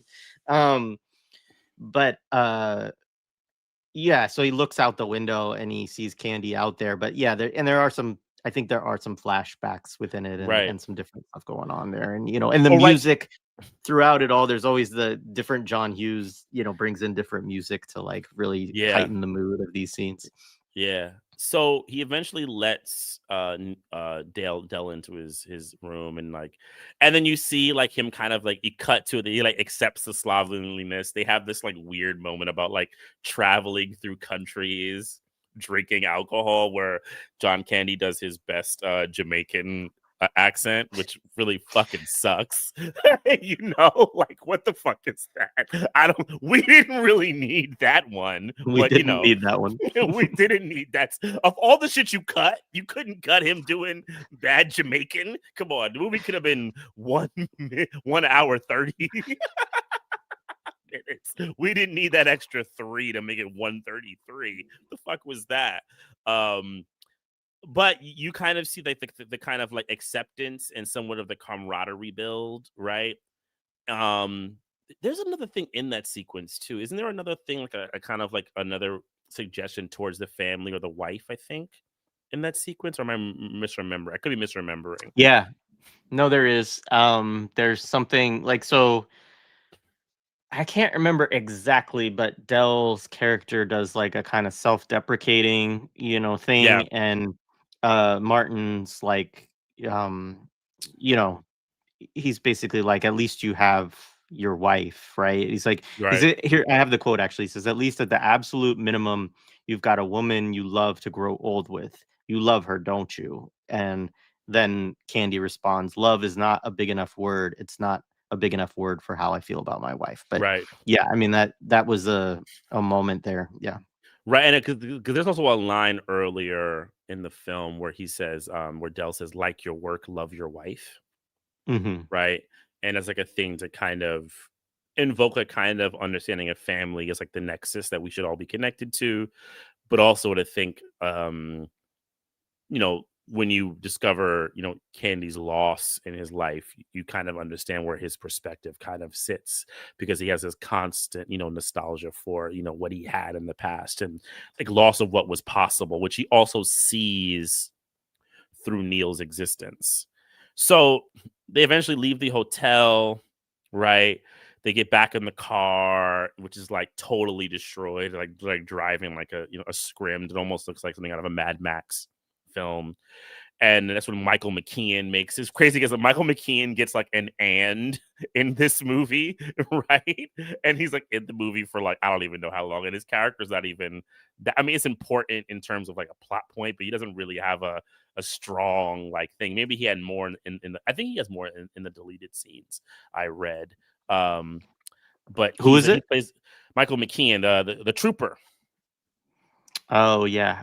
Yeah. I can't remember if I did. I watched about 80% of the deleted scenes and didn't I get to feel that. like But he does. there I feel like I are, read. yeah, there are deleted scenes that we don't have, but there's Yeah. a like 55-minute reel. I did put it in the show description of deleted scenes. Um, that's and like I said earlier, there's like 2 hours and 30 minutes that are cut from this, or 2 hours Yeah. and 15 minutes that are cut from this film. So even And I'm that's not sure, all of it. yeah. And But yeah. Michael McKean by that point was like, definitely he wasn't huge, but like if you got an and, that means that they probably wanted to have a bigger thing with his character and they had to just cut it. So he's there to basically to get them out of the car, right? They basically can't drive the car. It's like it doesn't work, and right, it's like not negotiable. So they end up having to take like a big rig essentially into Chicago, right? And they take this rig into Chicago, which eventually leads them to the elevated train in Chicago, right? Which is like They're go ahead. also in the refrigerator. It's a refrigerator Right, car. right, that's right, and they get like, right.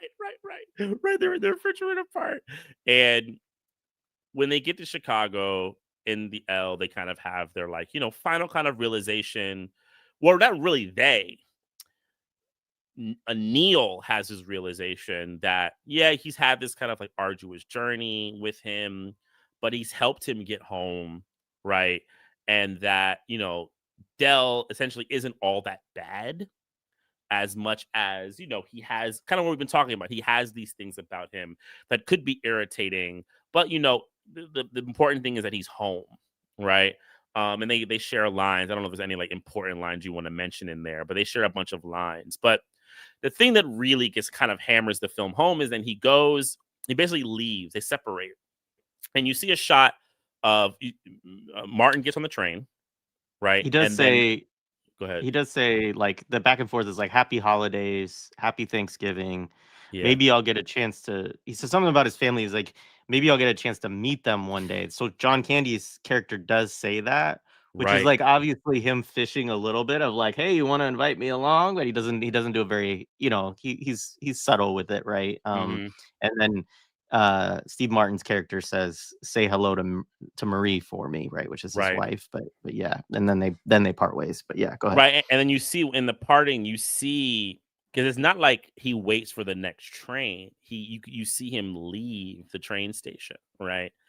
And you see Martin on the train. First, he's thinking about his family. He's finally going to get home, but then he begins to think about his trip, and he's like starting to laugh about it, like, oh, there's a suggestion that he's going to be laughing about it now, and like, and Dell's like, really, you're going to laugh about this? He's like, yeah, I'm going to laugh, but then he starts to put together that Dell's wife is dead by the various kind of like things that his wife is not there. So this basically leads Neil to basically saying, he basically goes back because like the next you see him like get up and there's like a cut shot of like in the train station and he finds Dell there, right? Alone, sitting there with like the suitcase, just looking super sad and lonely, so forth and so on. And what's gonna happen next. Essentially, he's gonna basically take him home with him. And this is like the thing with these kinds of movies, right? These movies are really about like the kind of like actualizing of these petty bourgeois heroes or how do you become the greater person, right? By some kind of like arduous Dante's Inferno, Odysseus kind of experience that is a lot for you, right? You learn some things about humanity through this other person who does have some serious problems, but like their kind of givingness is something that you should like reflect on as like a good thing that you should adopt, right? So we're basically watching like Neil's like elevation as a human being. But it's like this shit where like the conduit towards his elevation is some other person, right? And it's some other person of like a lower status than him. So it goes back to this kind of thing we've been talking about where like what people of quote unquote lower status's whole purpose really in life is to elevate other fucking people who are of higher status. It is that play and you watch it, right? Because yeah, and then for the people who are lower status, really your life gets betterment eventually by kind of sticking it out with these fucking shitty people who are of upper class nature, right? You get a warm home on Thanksgiving, because he stuck it out, right, with this person who was a bit of a jackass and a shithead. And like it's such a reductive way of looking at relationships in our kind of modern society because there's such a way that people will look at it and just go like, oh man, that's a good person. That's a good person. Oh, I'm glad Neil saw the good side of life, right? But I'm like, dude, this is so contrived to make y'all think that like these little gestures are like, and I'm not saying it's not a good thing to do that if you see someone, but the way the film's contrivance is kind of manufactured, it's done in a way for not any other kind of critique of why these things happen. And it's fundamentally there to just only look at the kind of status of the person who is of a higher status and how we can kind of reconcile with our negative view of that world, right? And like, take it take what we can from it and do something nice. Yeah. I mean, to me, one of the things that I felt watching it all, and I think you kind of touched on this as well, but the like Candy had to say, Dell's character, Dell, he had to say, I don't have a home. Marie's been dead for 8 years. And so then the invitation to come to this mansion and hang out with Neil's family, like, it comes after this moment where Dell is finally sort of fully honest with his own, like, moral subjects position, his lot in life, right? That, like, he's actually been kind of grifting and going along, and he sells that scene where he sold all those shower curtain rings under false pretenses, like, yeah, there's a little hustler going on here, this guy. And so, like, I think, as much as there's absolutely the piece about Neil and about this kind of, again, like, this kind of Dickensian idea, thinking about Scrooge, right? Of, like, okay, like, it is good for you to, you shouldn't be such a jackass. You should actually take care, make sure that your workers don't, starve to death, and that their children don't die of illnesses. Like, um, so there's that element of it for Neil of, like, okay, you should show some care and some grace to this lower man. But, like, it is predicated upon Candy's character Dell opening up and being honest. And so it's like, it's almost like a confessional thing, right? Of, like, yeah, I'm actually homeless, right? And which is, of course, why now you understand why he has this huge trunk that he's lugged around everywhere, right? Is because he's living out of this thing, right? Um, and so, yeah, I mean, it's really fucked up. Like, it just is, and it's this, and then the reality is, most of these people who live in these big mansions are not inviting some homeless man in to have Thanksgiving dinner with them. Like, no fucking way, right? It's like, okay, but maybe they'll give a little bit of money to, their church's soup kitchen, or, whatever else it is, right? And so it's a very limited, it's very much functions within, the capitalist system. And so you can have all of these different, like, things about it, but it's like that ultimately, yeah, it's just this very bourgeois individual, like, if they'll admit their failures, Yeah. we can overcome our own assholishness and, share Thanksgiving dinner together. And one of my things with movies that I always say is, when I don't buy it, is, can I imagine the day after? So what happens the day after Thanksgiving? Is Neil letting him stay there until he gets on his feet? No. You know what I'm saying? Is Neil going to try to get him a job?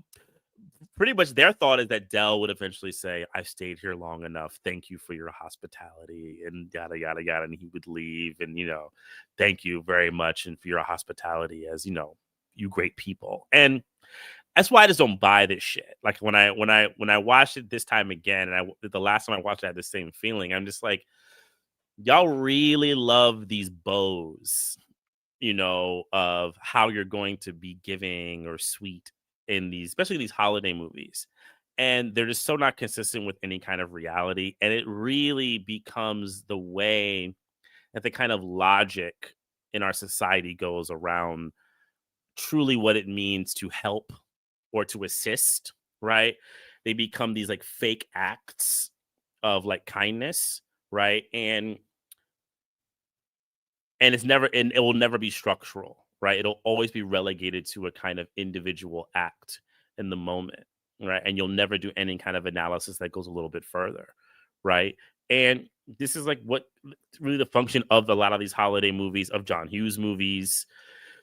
He loves these reconciliations between the different strata of white class or white civilization or whatever here in the US, right? But they're all functionally, unrealistic. It's funny, like, I won't, when we did The Breakfast Club, I had a friend who told me, she was like, yeah, because she grew up in a place like that, and she hated that movie because she said that's bullshit. She said these kind of like reconciliations that you think can happen at the end of this fucking movie, so they never happened in my life growing up there. She said that she fucking hated it growing up, and she was like always incensed about it. And it's the same thing about this kind of movie. It's like this idea that you're gonna make this partnership, but I have to say, this is the kind of, if you want to get into kind of like right now, this is the kind of bullshit that like Trump and a lot of these people sell, that we're gonna make this kind of reconciliation. I see you, right? We see y'all, but it's all manipulative, right? And you know, I'm not saying Hughes is necessarily, who knows what he would have voted for, who knows what he would have came to. My guess, if he stayed on this trajectory, he'd be like such a hardcore centrist about everything, right? He would hate that kind of like right wing, like overbearingness, but he definitely wouldn't like anything left. Also, he would just be a cynic contrarian about everything, right? Just be nice to each other, see others for who they need to be, and so forth and so on. But also, like, reflect on the bad things that you do. But unless you're rich, you shouldn't do that, because it's just bullshit. It's chaotic. Try to find a consistency in the thinking, like, is like, it makes your brain hurt. Yeah, I mean, I think the class collaborationist point is a good one, and this idea of like, you put figures in from sort of different social classes and they reconcile, and it becomes a sort of metaphor for, yeah, white, you know, a classless white politics, right? Or a whiteness politics of some sort. It does have all these issues, right? Because again, like, there's all these white people that Hughes clearly hates in this movie, you know. But like, as an individual story between these two things, I mean, this is like kind of like you said, melodrama, right? Or these just these styles of bourgeois, you know, filmmaking and storytelling, right? Um, I don't think I have much else to add. Um there's just another note on Candy, he did have, in at least in the I Like Me documentary, right? So grain of salt, because it's just one source and it's one that's designed to make you feel like, oh, we lost this amazing person and all of this.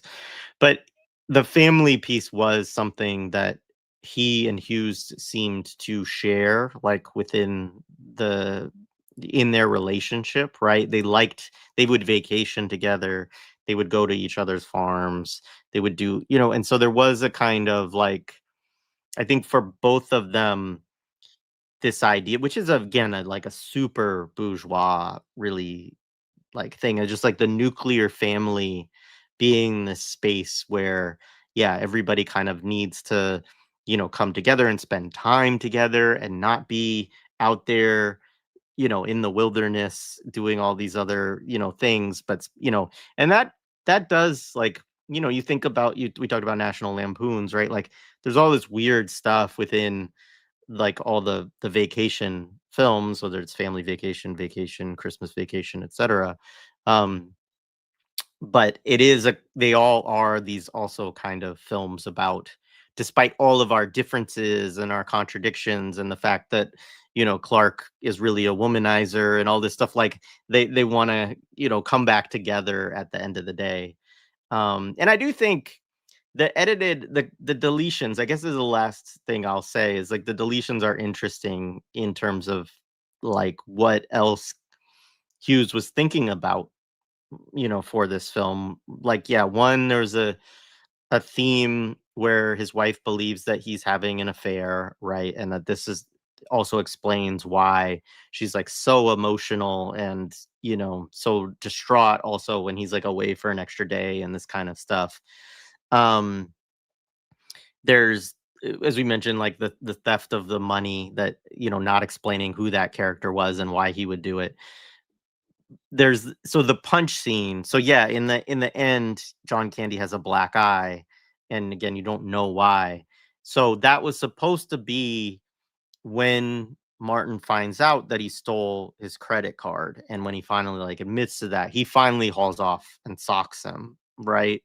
Um, and I think, again, to the point you made, like they probably take that out just to try to make Martin seem, even though he's an asshole, he's of higher stock and he's virtuous in a certain way where he's not going to resort to physical violence. That is for the lumpen and the proles, right? And so yeah, they do take that out, and it all of these things produce weird continuity issues in the film because you're like, why the fuck does he have a black eye? Or, who is that guy who just stole the money? Or, why is there beer on the bed and I don't know about this? Or even the scene when he comes out of the shower right in the beginning and the whole bathroom is a mess, but there's no explanation of why the bathroom is a mess in the film, whereas there's actually a whole like 30 minutes of John Candy cutting up in the bathroom doing all this weird shit. Well, uh, Steve Martin's taking a shower, right? Like that would be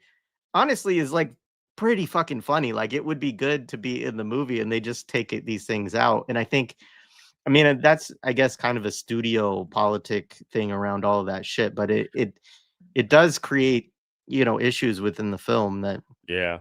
I think actually make it not as good a movie as it could have been.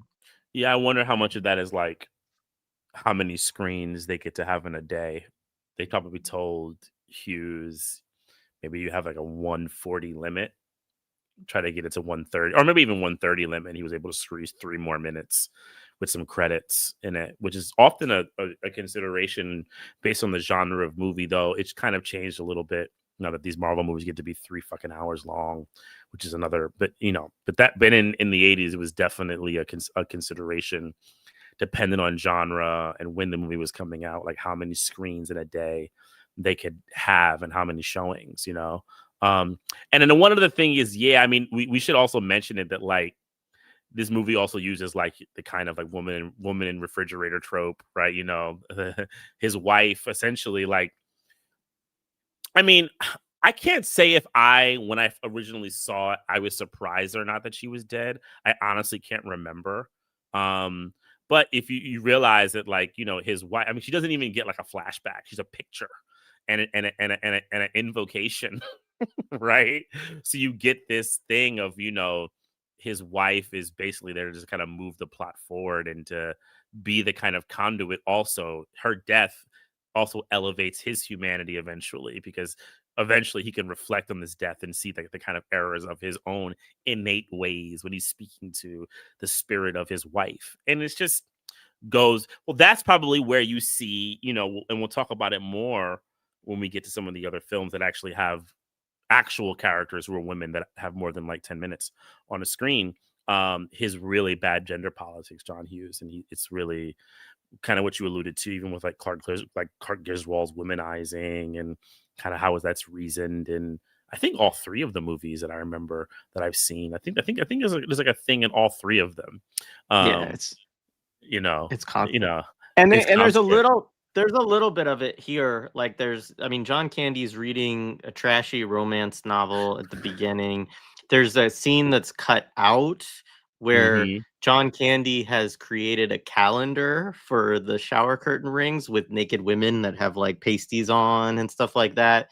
Then there's like the cab driver, right, who has like the kind of Yeah, smut like stuff all over. And yeah. so it's there, although some of it's deleted out, and it's definitely more muted in this film. And I think it's probably like it's as Hughes is moving more into, I think, like kind of a bigger family sort of Hmm. demographic that the studios are, I mean, it's marketing, right? It's like the studios being Yeah. like, all right, like let's cut a little bit of that National Lampoon, like sophomoric, sexuality stuff out, or pare it down, right? And Yeah, because when it gets to Uncle Buck, it gets really paternal. Like it gets really into the kind of like men must defend against the unscrupulous young boys. We all remember the very infamous was it what is it the what is it? Oh my god, I'm losing my brain. The gun, the screwdriver, right? The electric Yeah, screwdriver scene, you know, right. like with that, and we'll get into that with Uncle Buck. But yeah, he definitely go the drill, right? He goes really into that at Uncle Buck, which is like, not to diverge. In the '90s, those movies take off. Those kinds of like the scourge young men, and men must protect their nieces or daughters from that, to the point of like even hyper violence. Yeah. So Uh, anything else? I mean, there's some stuff in the chat I could go through. yeah, go through the chat. I'm done. Yeah. Yeah. No. Anyways, it was fun, and I think it was yeah. I mean, it's a fun rewatch, but also Mhm. like you can see all of the issues obviously as we've laid out over the last Yeah. 3 hours. Yeah, I mean, it was a fun Um, it's definitely, to me, a more watchable Hughes film, though I have many issues with it, but a lot of it I think is because of Candy. I mean, I have the same thing, like, even like, I can Uncle Buck is weird as fuck, but I can watch mhm. it because I like John Candy. But whenever I watch that movie, I go, "This is a fucking weird ass movie, man." Yeah. So the main meme of the movie at the time in my circumference was those aren't pillows bit, right? Which Yeah, we didn't actually we sort of alluded to, but yes, yeah, they yeah, wake up in the morning and John Candy's kissing Steve Martin on the ear, yeah, and right. he's like, he's like, "Why are you kissing me?" And he's like, "Why are you holding my hand?" And he's like, "Where's your other hand?" He said, "It's in between two pillows." No, And he said, it's "Those aren't pillows." not. Right. And it's the total like homoerotic thing that they're playing with, the kind of like, it's like the sophomoric type of stuff. It's like, and it's so Mhm. essentially homophobic in my opinion, but Totally. Yeah, I mean, I think that I hadn't thought about this so much, but there's kind of like a John Hughes to like Judd Apatow sort of, oh yeah, like pipeline there, 100%. Yeah. All right. Um there's probably something about fat phobia in terms of John Candy always playing characters who were older than he was. Yes. And I mean I just think there's a lot, like I said earlier, about, Yeah. So there's a lot to unpack about all of that. I have a homie. I won't say his name because he's an actor who works. He's bigger guy, and they always casted him older because of that. Because of that, and him and I talked about it once. No, he talked about he's been in movies. People would know who he is, but like he talked about it. He's like, yeah, I always get casted older, and he's like, because I'm heavier set. And he would say, and like, it's bullshit. They would want me to grow beards. I could never like do anything. It's fucking bullshit. He always said. His Hmm. anxiety and uptight nature is basically just white man's burden of another breed. Hmm. Yeah. Um, I like this comment. It's very Seinfeldish, hating cashiers and rental car clerks who don't know what a reservation means. Yeah, like that. It is that kind of just like yeah, just assuming that all service workers are like stupider than you, and that's why things aren't going your way or whatever. Um, Feels like Hughes coming up in the time of Reagan is no accident. Absolutely. I mean, there's a So, very yeah. and this is kind of something that I think is understated. I totally agree with this comment, and you say the same thing about Cosby, because it's interesting that like I think people think about John Hughes, Bill Cosby, often as being like separated from Reagan because they're kind of it's often liberalism and liberals, I mean, that invoke them, right? But the fact that they were so popular in that logic of a time, I think can't be overstated. I think it's really important to think about within the project of the US post a lot of things that were happening in the 70s and the reformations they had to make, that Reagan, Hughes, there is a marriage there that we cannot overstate. Yeah, no, totally. And I mean, I think Ferris Bueller's Day Off is like a really good yeah, when we get to that way to explore that as well. Mm-hmm. Um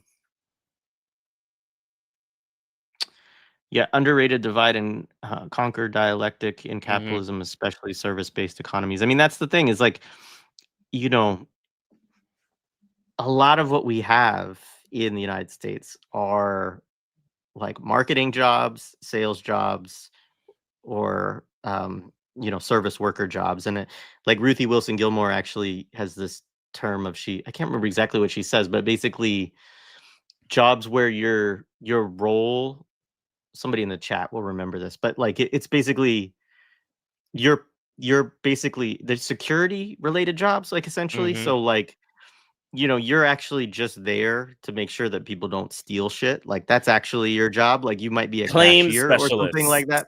But Claim like, specialists are definitely yeah, one of them, right? In yeah. insurance and But things like that. yeah, but even she was talking about like retail workers, right? Like a lot of what your Ah, job is essentially is just to make sure that people don't walk away with shit. got Like you. that's like that you're really there to police. Like that's Right. and being paid like a very low wage to do it. Um all right. Um yeah, first of all, sorry that this happened to you, Paul. That's like bullshit. But yeah, I mean the point about, and I think Paul had another comment before this about like the hierarchy then that exists where you get that ethos of like the customer is always right, which of course is not true because these companies don't actually want to like just give the customer people stuff. So your job actually is always to sort of fight the customer on behalf of the Mm-hmm. business, but you have to do it you have to always do it in a respectful way. And even if somebody thinks that you did something disrespectful to them, then your job's on the line. Very bullshit. That's the line of J.S. Mill. Other civilizations are in their infancy and thus require the colonial patronage of more mature and adult civilizations in Western Europe. Yeah, absolutely. Which is funny considering Western Europe is civilizationally speaking the infant. Yeah, Right. it's true. I had forgotten this. So John Candy's in Cool Runnings. I have not seen that movie, and so so I don't know if I want to I don't think I can do that to myself. Even go back and watch that terrible movie. Shout out to Dougie Doug. 90s reference, if you know it. Oh yeah. Um if Candy had a better watch, she could have had a room too, right? Like that's Right. the problem is that John Candy has a Casio when they go to trade in their watches for the rooms, and Steve Martin has a really nice, I don't even know what kind of watch it was, but very like kind of European stylish. And then very endemic to WASP's culture, the appearance of these polite, kind moments become proof of goodness to mystify the realities of privilege and the distance they have from the masses. Right. Yeah. I mean, it's a mask of exploitation, ultimately. Like, Steve Martin's character, even though he's in advertising or whatever, like he gets paid more because he's basically collecting a larger share of rent from these big capitalist Yep. corporations, right? And so in a certain way, he is very much, to think about, what we're reading right now with Kadri, like he's basically parasitic upon the capitalist society.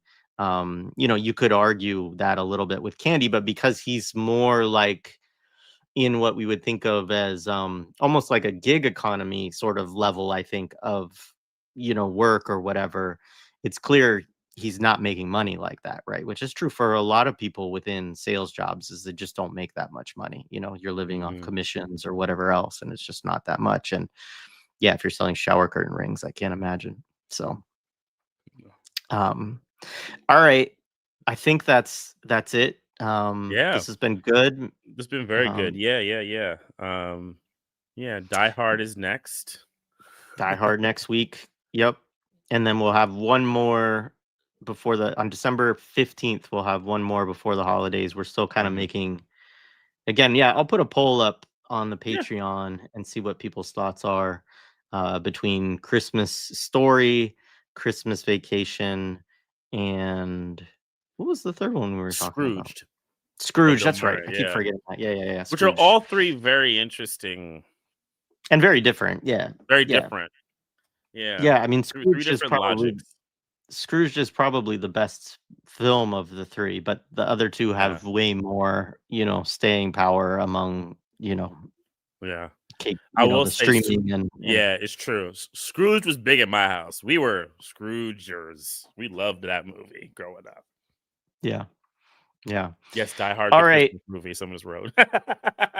Yeah, Die Sorry. Hard. We are firmly in that camp, by the way. I Christmas don't movie. adhere to these stupid ideas that like it has to have, you know, certain elements of Christmas to be a Christmas. No, it happened. It's a fucking Christmas movie. So is Lethal Weapon. It's a Christmas movie. Deal with it. Absolutely. All right. All right, y'all. See y'all next week. Peace.